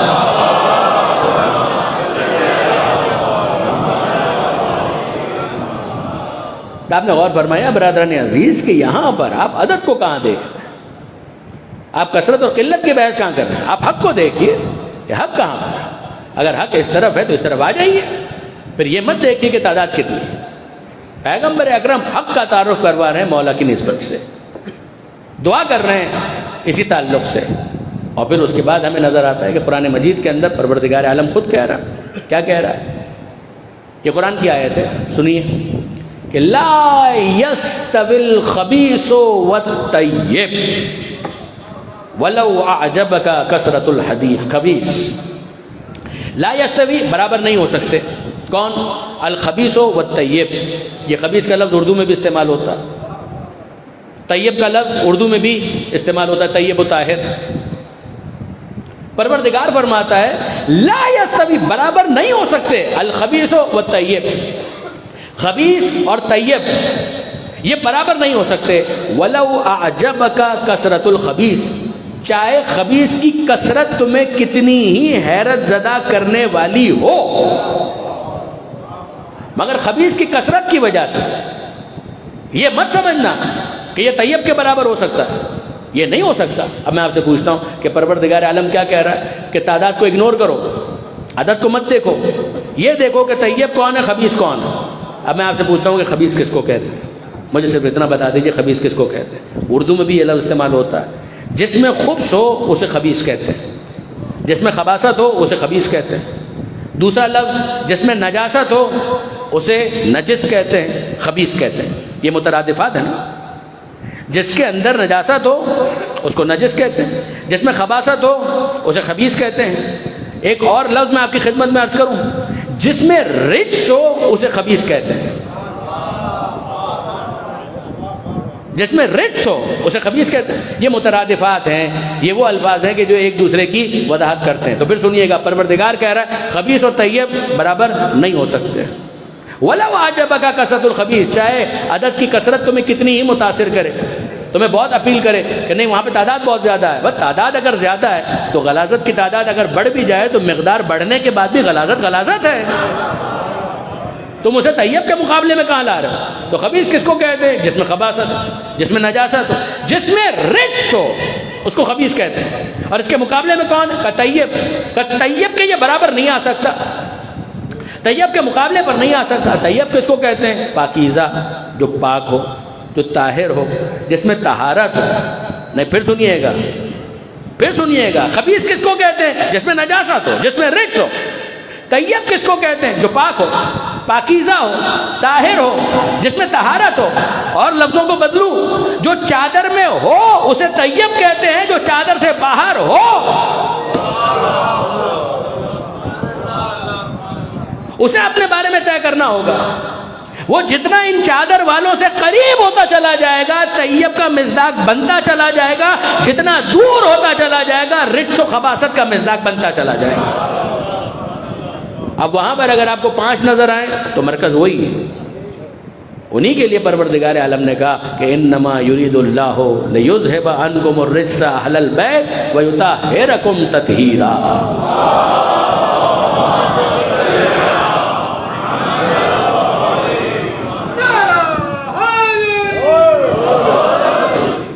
تو یاد رکھیے برادران عزیز، خاص طور پر میرے نوجوان دوست، کہ عدد پھر ارریلیونٹ ہے. کثرت اور قلت معیار نہیں ہو سکتے حق اور حقیقت کے معاملے میں. وہ 5 ہیں، مگر ہیں کون؟ جن کو چادر میں لے کر پیغمبر اکرم کہیں اللہم ہؤلاء اہل بیتی، اے میرے پروردگار یہ ہیں میرے اہل بیت، وخاصتی وحامتی، یہ ہیں میرے خاص الخاص، یہ ہیں میرے حمایت کرنے والے. لحمہم لحمی دمہم دمی، ان کا خون میرا خون، ان کا گوشت میرا گوشت. جو ان سے محبت رکھے وہ مجھ سے محبت رکھے، جو ان سے دشمنی رکھے وہ مجھ سے دشمنی رکھے. پروردگار عالم کی بارگاہ میں پیغمبر اکرم ہاتھ اٹھا کر دعا مانگ رہے ہیں، اذھب عنہم الرجس وطہرہم تطہیرا.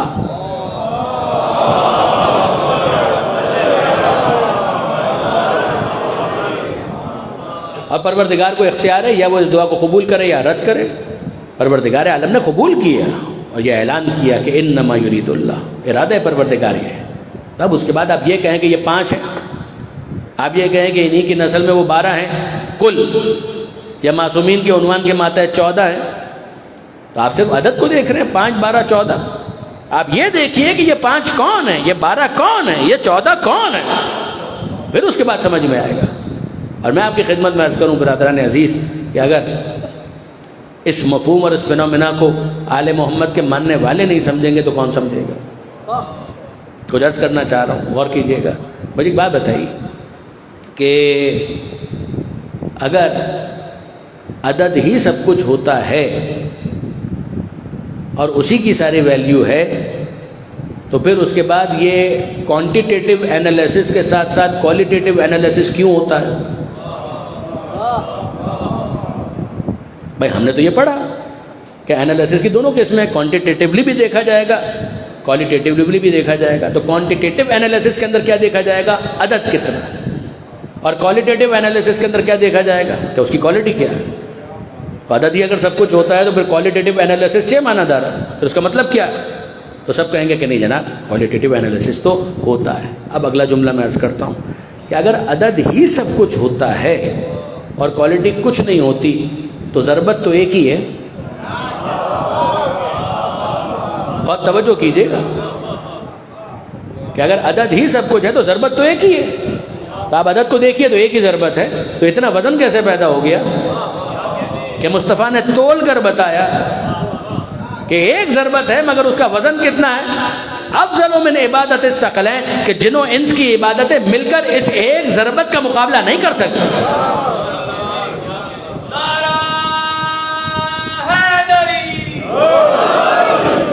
اور اب میں پوچھتا ہوں کہ مجھے بتائیے کہ افضلیت کا بحث تو اس ایک حدیث کے ذریعے سے ختم ہو جاتی ہے. کہ اگر کوئی کہے کہ علی سے بھی کوئی افضل ہو سکتا ہے، ارے جب علی کی ایک ضربت کے مقابلے میں ثقلین کی عبادت نہیں ٹھہر سکتی تو علی سے کوئی افضل کیسے ہو سکتا ہے؟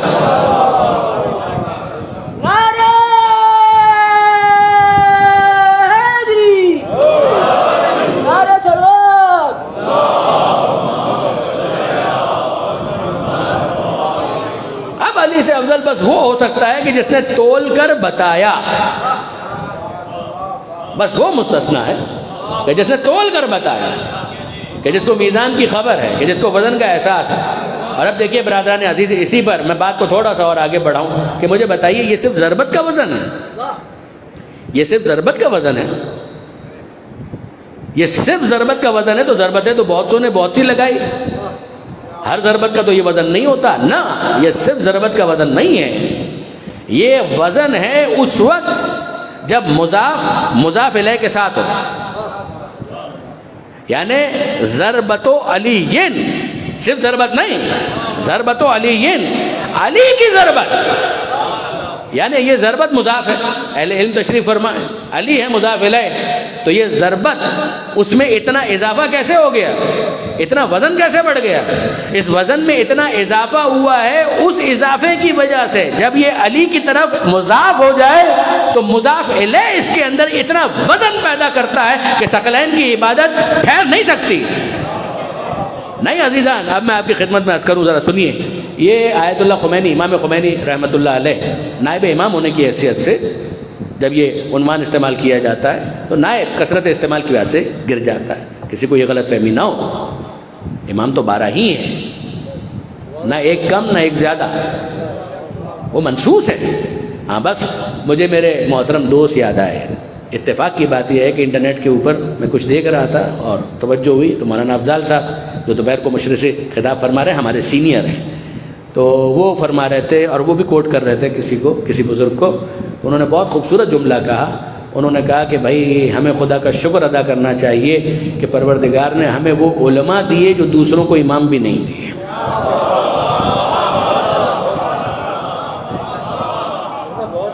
بہت خوبصورت جملہ، واقعی بہت عمدہ جملہ، کہ پروردگار عالم نے ہمیں وہ علماء دیے کہ جن کو ہم پیش کر سکتے ہیں دوسروں کے اماموں کے سامنے، اور یہی بات ہے کہ یہ نائب امام ہونے کے حساب سے کہ وہ جن کو فقہ کا امام کہتے ہیں، اور سر آنکھوں پر ظاہر ہے کہ ہر ایک کی اپنی چوائس ہے، ہمارے برادران ہیں وہ بھی ہمارے لیے محترم ہے، لیکن یہ کہ ان کی چوائس ہے کہ فقہ میں اس کو امام مان لیا، حدیث میں اس کو امام مان لیا، اور تفسیر میں کسی کو امام مان لیا۔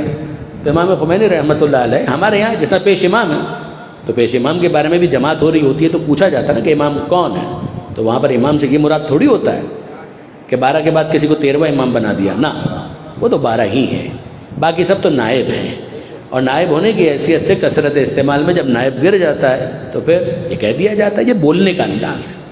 اور امام خمینی رحمۃ اللہ علیہ کیا کہنا اس شخصیت کا، بہرحال میں نے کچھ نہ کچھ ان کی کتابیں دیکھی ہیں، میں جانتا ہوں ایک طالب علم کی حیثیت سے، ان کا دل بھی ولایت اہل بیت سے سرشار، ان کا قلم بھی ولایت علی سے سرشار، اور ان کی زبان بھی ولایت آل محمد سے سرشار، کیا کہنا اس شخصیت کا۔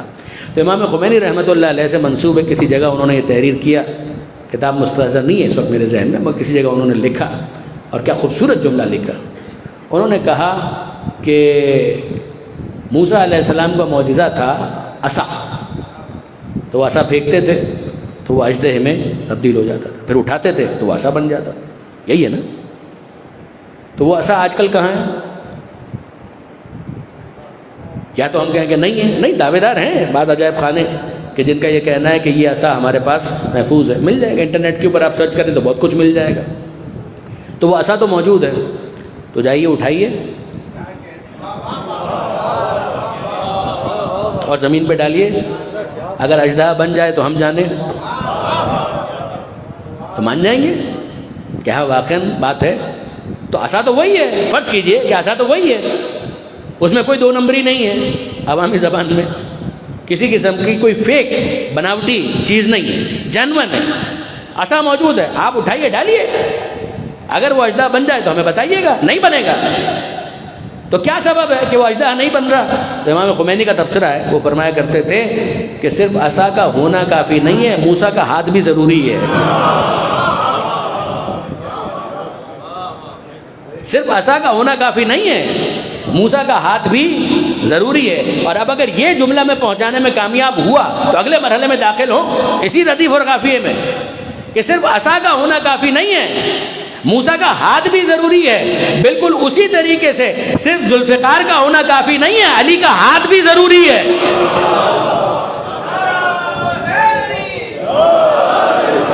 تب ضربت میں یہ وزن پیدا ہوتا ہے کہ افضل من عبادت الثقلین, کہ ثقلین کی عبادت ہلکی ہو جاتی ہے, علی کی ایک ضربت بھاری پڑتی ہے.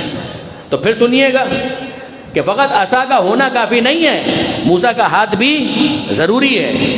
ذوالفقار کا ہونا کافی نہیں ہے, علی کا ہاتھ بھی ضروری ہے. اگلا جملہ عرض کروں, صرف منبر پر قابض ہونا کافی نہیں ہے, نفس رسول ہونا بھی ضروری ہے.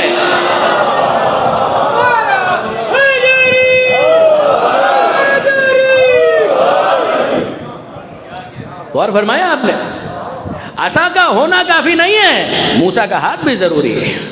ذوالفقار کا ہونا کافی نہیں ہے, علی کا ہاتھ بھی ضروری ہے.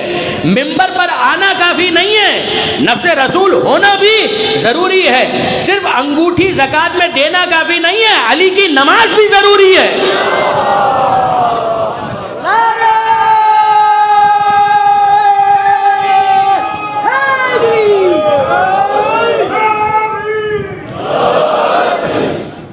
پھر سنیے گا کہ صرف عصا کا ہونا کافی نہیں ہے, موسیٰ کا ہاتھ بھی ضروری ہے.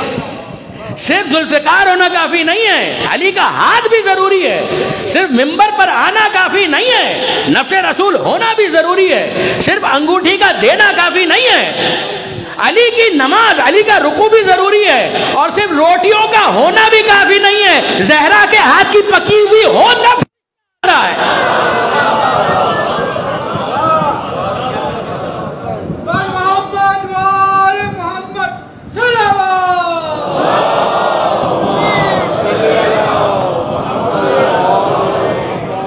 اور اب برادران عزیز, اگر عدد ہی معیار ہو تو ادھر تو 72 ہیں. اگر آپ صرف اور صرف عدد کو معیار قرار دیں گے تو ادھر تو 72 ہیں, زیادہ زیادہ 150 ہیں جو تعداد کا اختلاف ہے, اور دوسری طرف ہزاروں ہیں. مگر مجھے بتائیے کہ جب تک یہ حقیقت سمجھ میں نہیں آئی تھی حر کہاں تھا, اور جب یہ حقیقت سمجھ میں آ گئی پھر حر کہاں ہے. گویا حر کو یہ آیت سمجھ میں آئی کہ لا یستوی الخبیث والطیب, کہ خبیث اور طیب کبھی برابر نہیں ہو سکتے. ولو اعجبک کثرت الخبیث, چاہے تمہیں خبیث کی کثرت کتنی ہی متاثر کرے, اگر ان کا ہزاروں کا عدد مل کر ان 72 کے برابر نہیں ہو سکتا, ان کا لاکھوں کا عدد مل کر پنجتن کے برابر نہیں ہو سکتا, ایک حسین کے برابر نہیں ہو سکتا, ایک علی اصغر کے برابر نہیں ہو سکتا. اور کے دل میں وہ رمق کہیں نہ کہیں موجود تھی, اور بے شک موجود تھی. میں اکثر ایک بہت محترم بزرگ ہمارے ڈیرہ غازی خان کے, جن کا انتقال ہو گیا, خدا ان پر رحمت کرے, پروفیسر عطا شاہ نقوی صاحب, ہمارے محترم مولانا موسیٰ رضا نقوی صاحب ہیں, ان کے والد محترم. ان کا ایک جملہ ایک مرتبہ سفر حج میں ہے, انہوں نے یہ ارشاد فرمایا تھا, بہت خوبصورت جملہ اور بہت دل سے نکلا ہوا جملہ. وہ فرماتے تھے کہ حر کو سیدہ کا احترام بچا گیا,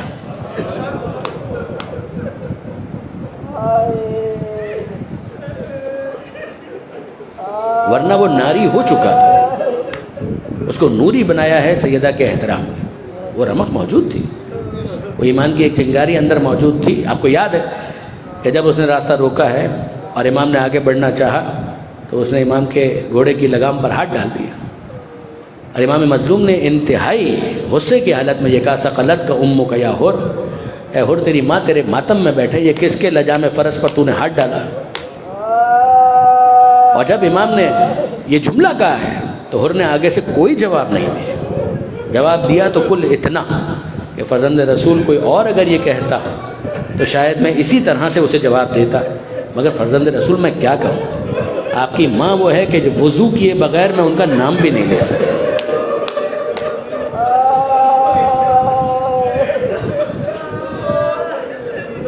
وہ فرمایا کرتے تھے کہ حر کو سیدہ کا احترام بچا گیا, کہ جو جملہ اس موقع پر اس نے کہا, اور پھر اس کے بعد ظاہر کہ حر اور حر کے لشکریوں کے ذہن میں یہ ہونا چاہیے کہ ہم نے جب پہلی ملاقات کی تھی حسین سے تو اس وقت کیفیت ہماری کیا تھی کہ ہم سب کے سب مضطرب تھے، پریشان تھے، تشنا تھے، پیاسے تھے، مرنے کے قریب تھے، زبانیں باہر آ چکی. اور ایسے میں حسین ابن علی نے کہ دشمن ہو یا کوئی بھی ہو، یہ باقی باتیں بعد میں ہوں گی، ابھی تو یہ پیاسے ہیں، پہلے ان کو پانی پلاؤ. یہ کیسا پیغام انسانیت ہے کہ جو حسین کو شہید انسانیت بناتا. ذرا غور کیجئے برادران عزیز، واقعا اس رخ سے کہ حسین مظلوم نے حکم دیا ان سب کو پانی پلاؤ، پانی پلایا گیا. یہاں تک کہ بعض افراد مقتل کے اندر آپ کو تفصیل ملے گی کہ اتنے پیاس سے مضطرب تھے کہ خود سے پانی نہیں پا رہے تھے. امام نے کہا انخل جمل، اے جوان ایک کام کرو، اس اونٹ کو اپنی طرف کرو، مشکیزے کو اپنے سے قریب کرو، جھکاؤ اور پھر پانی پیو. وہ پھر بھی نہیں پانی پی پا رہا تھا، پانی گر رہا تھا، اضطراب اتنا زیادہ تھا. تو امام خود آگے بڑھے، مشکیزے کو اپنے ہاتھ میں اور کہا کہ میں مشکیزہ تھامتا ہوں، پانی پیو. پانی پیا اس نے. اب مجھے ایک بات بتائیے کہ یہ جو اتنے لوگ پانی پی رہے ہیں تو حسین کی طرف تو 150 افراد ہیں زیادہ سے زیادہ.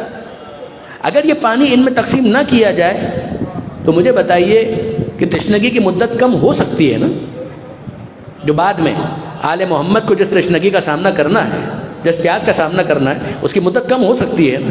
اور حسین جانتے ہیں کہ یہ آگے کیا کرنے والے ہیں، مگر یہ ہے حسین کہ اپنے مستقبل کی پیاس کو نظر انداز کر رہا ہے، دشمن کو سیراب کر رہا ہے. یہ بتائیے کہ یہ سارے کے سارے افراد جو پانی پی رہے تھے حر سمیت، وہ اس وقت موجود تھے کربلا میں جب 7 محرم کو پانی بند کیا گیا؟ جواب جی ہاں، یہ سب موجود تھے. کیا ان میں سے کسی ایک نے اس موقع پر احتجاج کیا؟ کسی ایک نے احتجاج کیا؟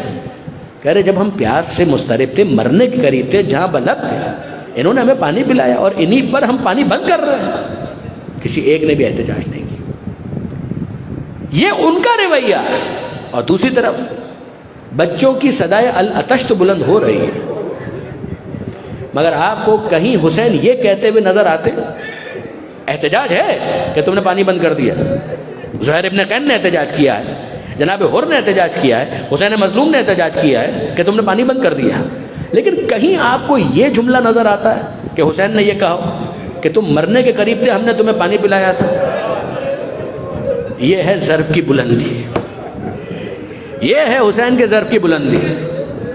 کہ ہم کیوں کہیں؟ ہم اس ظلم پر تو احتجاج کر رہے ہیں مگر ہم اپنے احسان کو یاد نہیں دلا رہے. یہ تمہیں خود یاد رکھنا چاہیے کہ ہمارا تمہارے ساتھ کیا سلوک تھا. انہوں نے اس احسان کو فراموش کیا. ہاں مگر حر چند لوگوں کے ساتھ مستثنا ہے کہ جس کے سینے میں یہ خیال بھی موجود تھا، دل میں یہ خیال بھی موجود ہے. کون؟ حسین. ہے کون؟ فرزند زہرا. اور ساتھ ہی ساتھ ہے کون؟ ہمارا محسن کہ جس نے ہمیں پانی پلایا تھا. یہاں تک کہ آپ کو معلوم ہے کہ عاشور کا دن آیا اور عاشور کے دن جناب حر آئے عمر سعد کے پاس اور آ کر کہا کہ امیر کیا واقعاً جنگ ہوگی؟ اور عمر سعد جو اپنی تلوار کو سیکل کر رہا تھا اس نے کہا کہ ہاں جنگ ہوگی اور اس کا کم سے کم نتیجہ یہ نکلے گا کہ سر کٹ کٹ کے گرتے ہوئے نظر آئیں گے. کہ اتنی باتیں جو حسین نے کہی ہیں ان میں سے کوئی قابل قبول نہیں ہے. کہا کہ میں تو قبول کرنے کے لیے تیار ہو جاؤں مگر امیر نہیں مانتا، ابن زیاد اور یزید نہیں مانیں گے. یعنی جناب حر نے اعتراف بھی کروا لیا کہ ضمیر کی عدالت میں تو عمر ابن سعد خود اپنے آپ کو اس وقت بھی مجرم سمجھ رہا کہ یہ اقدام ناحق ہے جو فرزند رسول کے خلاف کیا جا رہا ہے. تو اب جناب حر نے فیصلہ کیا کہ مجھے اپنے بارے میں طے کرنا ہے کہ نوری بنوں یا ناری، طاغوت کی ولایت پر باقی رہوں یا اللہ کے نمائندے کی ولایت کو قبول کر کے نوری بن جاؤں. نہیں، اندھیرے میں بھٹکتا رہوں یا نور کی طرف جاؤں. اور جناب حر نے فیصلہ کر لیا. ان کا جملہ ہے کہ میں اپنے آپ کو جنت اور جہنم کے درمیان پاتا ہوں. ولا صبر علی النار، اور میں جہنم کی آگ پر صبر نہیں کر سکتا. کوئی دنیاوی اٹریکشن نہیں ہے. میرے نوجوان دوست توجہ کریں، کوئی دنیاوی اٹریکشن نہیں. نہ مال، نہ دولت، نہ ساز و سامان، نہ کاروبار، نہ کوئی حکومت، نہ کوئی شہرت، کچھ نہیں. سب سے بڑھ کر یہ ہے کہ زندگی بظاہر مختصر ہو جائے گی، چند گھنٹوں کی رہ جائے گی اگر میں حسین کی طرف جاتا ہوں. مگر جناب اور یہ فیصلہ کرتے ہیں کہ میں دنیا کو آخرت کے اوپر ترجیح نہیں دے سکتا، میں ظلمت پر نور کو ترجیح دوں گا، نور پر ظلمت کو ترجیح نہیں دوں گا، میں ولایت خداوندی کو ترجیح دوں گا، ولایت طاغوت کو قبول نہیں کروں گا۔ فیصلہ کیا، تاخیر سے کیا مگر کیا۔ علامہ اظہر حسن زیدی علی اللہ مقامہ یہاں سے وہ بیان فرمایا کرتے تھے، منظر کشی کرتے تھے اپنے طریقہ کار کے مطابق کہ جناب حر، ان سے کسی نے یہ کہا، اے حر تم جا رہے ہو حسین کے پاس، اتنے بڑے مجرم ہو، اتنے بڑے گنہگار ہو، بھول جاؤ کہ حسین تمہیں معاف کریں گے، خدا ہی ملانا وصال صنم والی کیفیت ہوگی۔ یہاں پر تم یزید کے مجرم قرار پاؤ گے کہ تم نے فلور کراس کیا، اور حسین اور تمہیں معاف کر دیں، ناممکن۔ اتنے بڑے مجرم کو حسین کیسے معاف کر دیں؟ حسین معاف نہیں کریں گے، نہ تم ادھر کے رہو گے نہ ادھر کے رہو گے۔ اور حر کہتے ہیں کہ ہاں گنہگار تو بہت بڑا ہوں، مگر حسین کون ہے؟ کیا عجب کہ رحمت للعالمین کا فرزند مجھے معاف کر دے۔ اس کے ظرف میں تو اتنی وسعت ہے کہ اس نے احسان بھی نہیں جتا۔ یہ سارے خیالات جناب حر کے دل میں آ رہے ہوں۔ آپ مشہور روایت میں سنتے ہیں کہ اپنے بیٹے کو ساتھ لیا، اپنے ہاتھوں کو رومال سے باندھا اور چلے حسین کی طرف۔ اور یہاں پر حسین تنہا تو نہیں ہے، عباس بھی ہیں، حبیب بھی ہیں، مسلم بن اوسجا بھی ہیں، ساتھی بھی موجود ہیں، زہیر ابن قین بھی ہیں، نقیب بن کر وہ حفاظت کر رہے ہیں۔ اور امام حسین کو مخاطب کر کے کہتے ہیں کہ مولا لگتا ہے کہ کوئی آ رہا ہے، سب گھوڑے پر سوار، مولا دشمن کی طرف سے کوئی آ رہا ہے، سب گھوڑے پر سوار۔ علامہ اظہر حسن زیدی صاحب جو روایت بیان کرتے ہیں اس کے مطابق خود امام حسین بھی گھوڑے پر سوار ہوئے، اور یہ لشکر حسین مظلوم کا، چند سپاہیوں کا، وہ آگے بڑھنے لگا کہ ایسا نہ ہو کہ کوئی آ کر یہاں پر حملہ کرے۔ سب نے ایک دوسرے سے کہا خبردار فرزند رسول کو کوئی نقصان نہ پہنچنے پائے۔ اور جب سب آگے بڑھ رہے تھے ایسے میں حسین نے کہا، اے میرے شیروں رک جاؤ، میرا مہمان آ رہا ہے، میں استقبال کے لیے خود آگے جانا چاہتا ہوں۔ اور یہاں سے عباس اور حبیب اور یہ سب بھی دیکھ رہے ہیں کہ یہ جو آنے والا ہے وہ ہاتھوں کو باندھ کر آ رہا ہے، یہ حملہ کرنے کے لیے نہیں آ رہا ہے۔ اور جب امام حسین آہستہ آہستہ اپنے گھوڑے کو آگے بڑھاتے ہیں اور پیچھے پیچھے اب سارے کے سارے احباب موجود ہیں، اصحاب موجود ہیں، تو حر نے جیسے ہی دور سے حسین کو دیکھا ایک جملہ کہا، فرزند رسول، کائنات کا سب سے بڑا گنہگار آپ کی بارگاہ میں آنے کی اجازت چاہتا ہے۔ توبہ کس کو کہتے ہیں؟ فرزند رسول کائنات کا سب سے بڑا گنہگار آپ کی بارگاہ میں آنے کی اجازت چاہتا ہے۔ قریب آئے جناب حر، علامہ زیدی صاحب فرماتے ہیں کہ اپنے سر کو حسین کے قدموں پر رکھ دیا اور ایک جملہ کا، اخطأت یا ابن رسول اللہ، فرزند رسول گناہ تو بہت بڑا ہو گیا، معافی کی درخواست ہے، بس اتنا جملہ، اخطأت یا ابن رسول اللہ۔ اور حسین مظلوم نے کہا، اے بھائی حر، میں نے بھی معاف کیا، میرے خدا نے بھی معاف کیا، میں نے بھی انت کما سمت کا امو کا یا حر، اے حر تو تو ویسا ثابت ہوا جیسا تیری ماں نے تیرا نام رکھا تھا۔ حر کا مطلب آزاد، فی الدنیا والآخرہ۔ آج سے تو ابن زیاد کی غلامی سے آزاد ہوا، عمر سعد کی غلامی سے آزاد ہوا، یزید کی غلامی سے آزاد ہوا۔ اور جیسے ہی حسین نے کہا بھائی حر، اب جو حسین کے جتنے ساتھی ہیں وہ سوچنے لگے، کہہ رہے جب حسین نے بھائی کہہ دیا تو یہ تو بے ادبی ہے کہ ہم گھوڑے پر ہوں، حسین کا بھائی زمین پر ہو۔ تو سب کے سب زمین کربلا پر گھوڑوں سے اترے، اور اب جناب حبیب سب سے پہلے وہ قریب گئے، حر کو سینے سے لگایا، اے حر مبارک ہو، تو نے گمراہی کو چھوڑ دیا، نور اور حقیقت کو قبول کیا، حق کو قبول کیا، اے حر مبارک ہو، صراط مستقیم پر آنا مبارک۔ جناب زہیر آئے، مبارکباد دی، جناب عباس علمدار آئے، سینے سے بھی لگایا، علم کا پھریرا بھی کھول دیا، اور جناب حر یہ ساری مبارکبادیں وصول کر رہے ہیں، تہنیت کا شور ہے۔ اور ایسے میں جناب زینب نے اونو محمد کو آواز دی، اے بیٹا اونو محمد، اشارہ محسوس کیا خیمے کے اندر دونوں بچے، اور جناب زینب کہتی ہیں اے بیٹا اونو محمد، یہ مبارکباد کی آوازیں کیسی ہیں، یہ تہنیت کی آوازیں کیسی ہیں؟ تو اونو محمد بچے ہیں، اپنی معصومیت میں کہتے ہیں اماں یاد ہے وہ جس نے ہمارا راستہ روکا تھا، اماں یاد ہے نا جس نے ہمارا راستہ روکا تھا؟ حر کہا ہاں ہاں بالکل، کہا اماں وہ ماموں کے پاس آیا اور اس نے معافی مانگ لی ہے۔ کہا ماموں نے کیا کہا؟ کہا ماموں نے تو بھائی کہہ کر معاف کر دیا، سینے سے لگایا۔ اب جناب زینب کہتی ہے کہ اگر بھائی نے معاف کر دیا اور بھائی نے بھائی کہہ دیا تو میرا بھی بھائی ہوا، اور اے اون محمد تمہارا تو پھر ماموں ہوا۔ تو اب ایک کام کرو کہ جاؤ اور حر کے پاس جا کر کھڑے ہو جاؤ ادب کے ساتھ، اور دیکھو جھک کر سلام کرنا اور کہنا ماموں حر اماں دعائیں دے رہی ہیں، اجرکم اللہ۔ جناب اون محمد جس طرح سے ہدایت ملی تھی قریب گئے، جناب حر کے دائیں اور بائیں کھڑے ہو گئے، جھک کر سلام کیا اور یہی جملہ کہا کہ ماموں حر اماں زینب آپ کو دعائیں دے رہی ہیں۔ اور جناب حر نے یہ جملہ سنا، چہرہ پیلا پڑ گیا، لرز کر رہ گئے، کانپ گئے، زرد ہو گیا چہرہ۔ کہہ رہے آج یہ کیا وقت آ گیا کہ زینب، شہزادی زینب مجھے پیغام بھجوا رہی، دعائیں دے رہی اس طرح سے۔ اور ایسے میں حر نے ہاتھوں کو جوڑا اور کہا فرزند رسول آپ نے معاف کر دیا، آپ سے توقع بھی یہی تھی کہ آپ کرم کریں گے، رحمت للعالمین کے وارث ہے، اور شہزادی نے بھی دعائیں تو بھجوا دی ہیں، مگر مولا میری ایک تمنا اور خواہش ہے۔ کہا حر کہو کیا خواہش ہے؟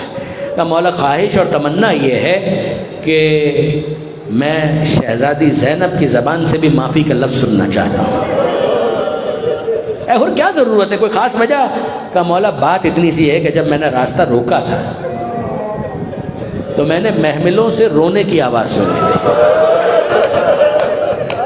میں نے ان بیویوں کو رلایا ہے، میں نے شہزادی زینب کو رلایا ہے، میری وجہ سے بیوی کی آنکھوں میں آنسو آئے ہیں۔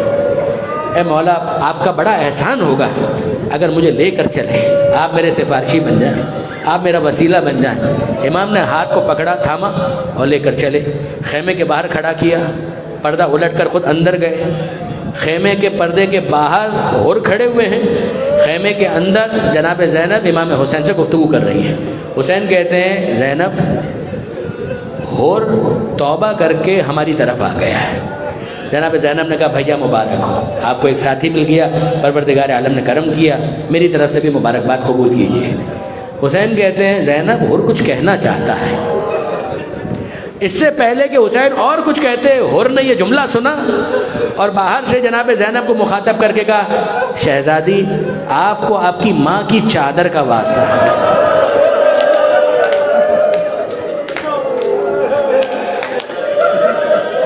آپ کو آپ کی ماں کی چادر طہارت کا واسطہ اس گنہگار کو معاف کر دیجیے۔ بی بی میں آپ کے منہ سے معافی کا لفظ سننا چاہتا ہوں۔ تو جناب زینب نے جواب میں کہا اے بھیا حر تم نے تو مجھے شرمندہ کر دیا۔ علامہ زیدی فرمایا کرتے تھے کہ یہ ہے اس کریم خاندان کی شان، وہ گنہگار معافی مانگ رہا ہے۔ اگر شہزادی اتنا کہہ دیتی کہ میں نے معاف کر دیا تو بھی بہت کافی تھا، مگر شہزادی کہہ رہی ہے اے بھائی حر تم نے تو مجھے شرمندہ کر دیا۔ ارے اب اور کتنا اس مسئلے کو طول دیں گے؟ بس بات یہ ہے کہ زینب شرمندہ ہے کہ آج جب تم حق پر آئے، مہمان بن کر آئے، تو ہونا تو یہ چاہیے تھا کہ آج میں تمہارے لیے دعوت کا اہتمام کرتا، تمہارے لیے دسترخوان بچھایا جاتا، تمہیں مہمان بنایا جاتا، مگر حر میں کیا کروں کہ جب مہمان بن کر تم آئے ہو تو زینب اتنی غریب ہو چکی ہے کہ دسترخوان تو بہت دور کی بات ہے، تمہیں ایک کوزہ آپ بھی پیش نہیں کر سکتے، ایک جام آپ بھی تمہارے سامنے پیش نہیں کر سکتے، ہم پیاسے ہیں۔ مگر یہ دعوت ادھار رہی، مولانا زیدی کے الفاظ، اور بس مجلس کو میں مکمل کر رہا ہوں، اے اور یہ دعوت آج کی ادھار رہی۔ اب یہ دعوت ہوگی میدان قیامت کے بعد جنت میں، جہاں میرے بابا کی حکومت ہوگی۔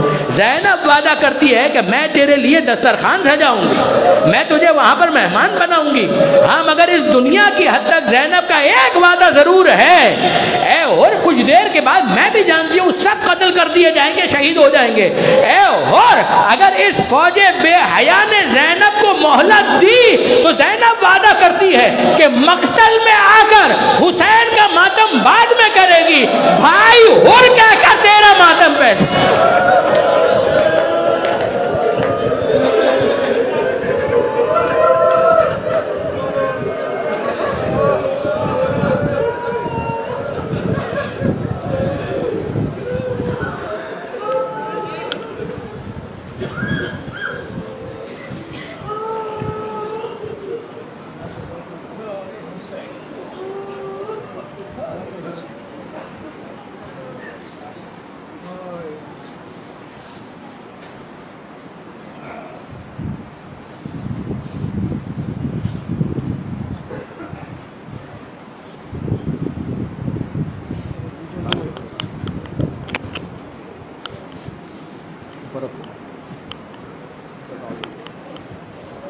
بٹھا دو بٹھا دو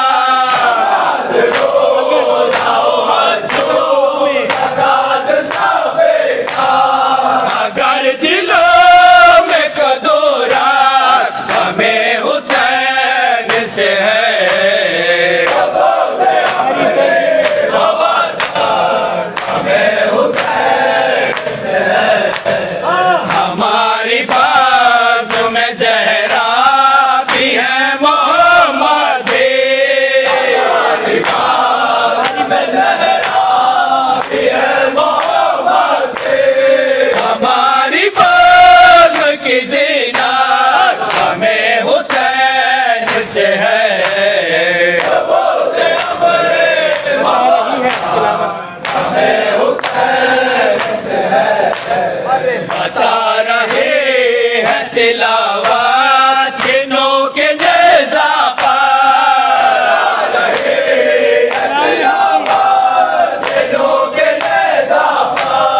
کلام حق کی شاعت ہمیں حسین سے ہے،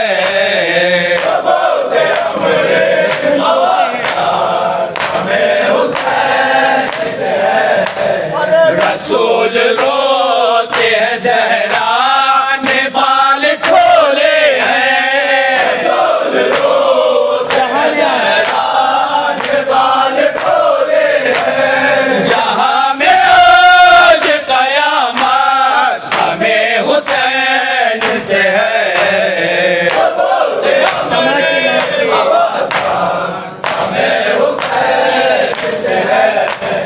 تماچے مار کے بچے کو چپ کراتے ہیں، مار کے بچے کو چپ کراتے ہیں، یہ شامیوں کو عداوت ہمیں حسین سے ہے،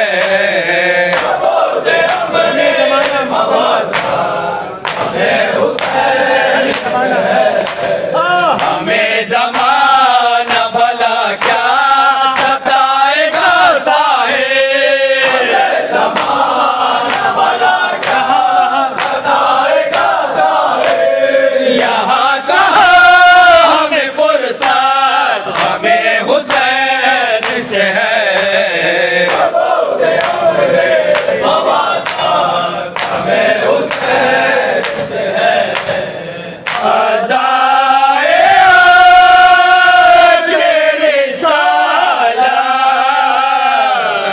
ہمیں حسین سے ہے،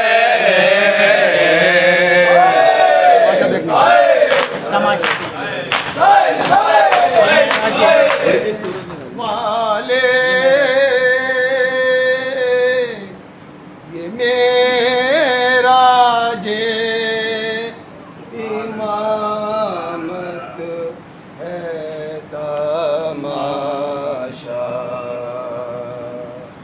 دیکھنے والے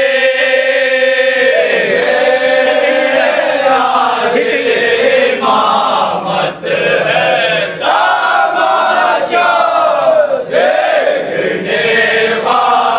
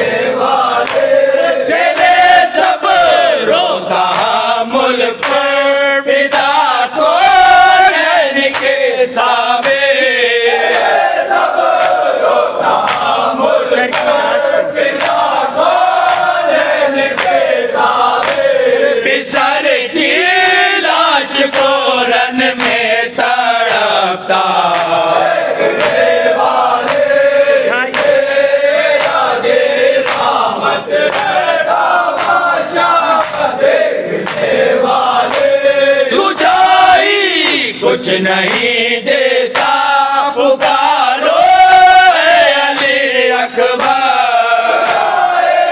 کچھ نہیں دیتا پکارو اے علی اکبر کہاں ہو باپ کو مڑ مڑ کے بیٹا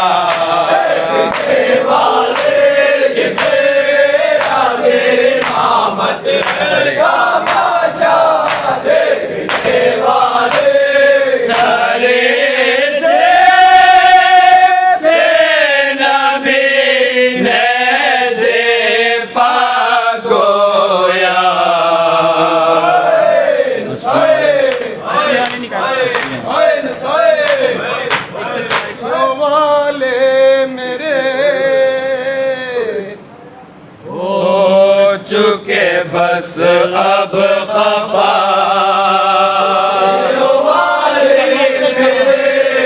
ہو چکے بس اب خفا ہنسلیوں والے میرے ہو چکے بس اب خفا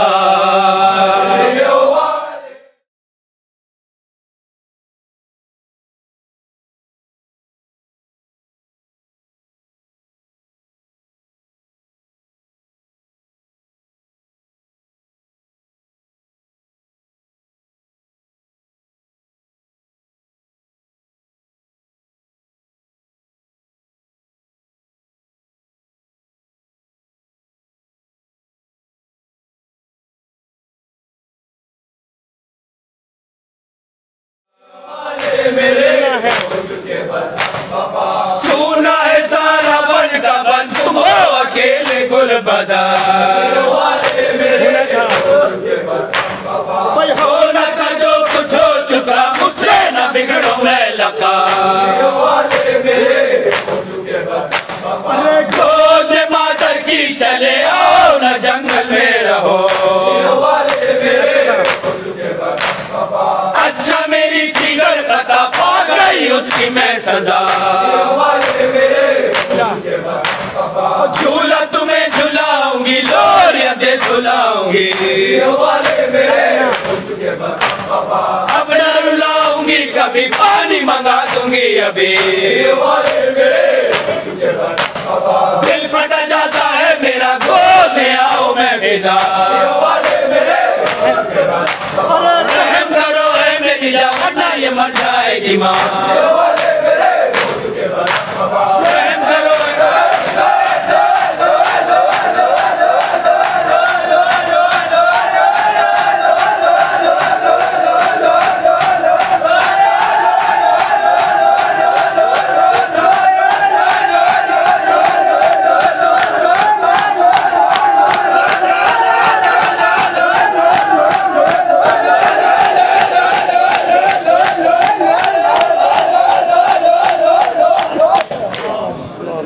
صل على محمد وآل محمد السلام عليك يا أبا عبد الله السلام عليك يا ابن رسول الله السلام عليك يا ابن أمير المؤمنين السلام عليك يا ابن فاطمة زهراء سيدة نساء العالمين السلام عليكم الحسن والحسين سيد الشباب أهل الجنة وعلى 9 المعصومين السلام عليك يا أبا الفضل العباس ابن أمير المؤمنين ورحمة الله وبركاته السلام عليك يا غريب الغرباء السلام عليك يا معين الضعفاء والفقراء السلام عليك يا شمس الشموس السلام عليك أيها المدفون بأرض طوس السلطان العرب والعجم علي بن موسى رضا الراضي بالقدر والقضاء ورحمة الله وبركاته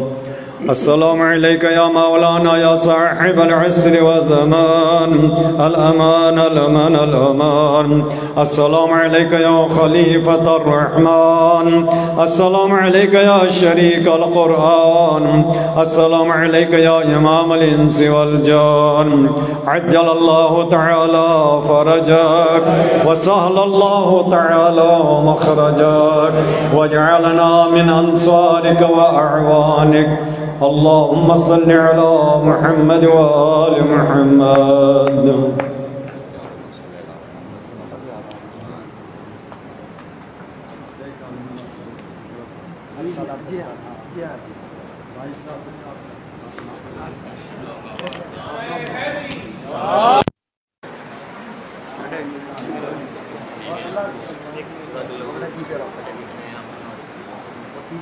الحمدللہ.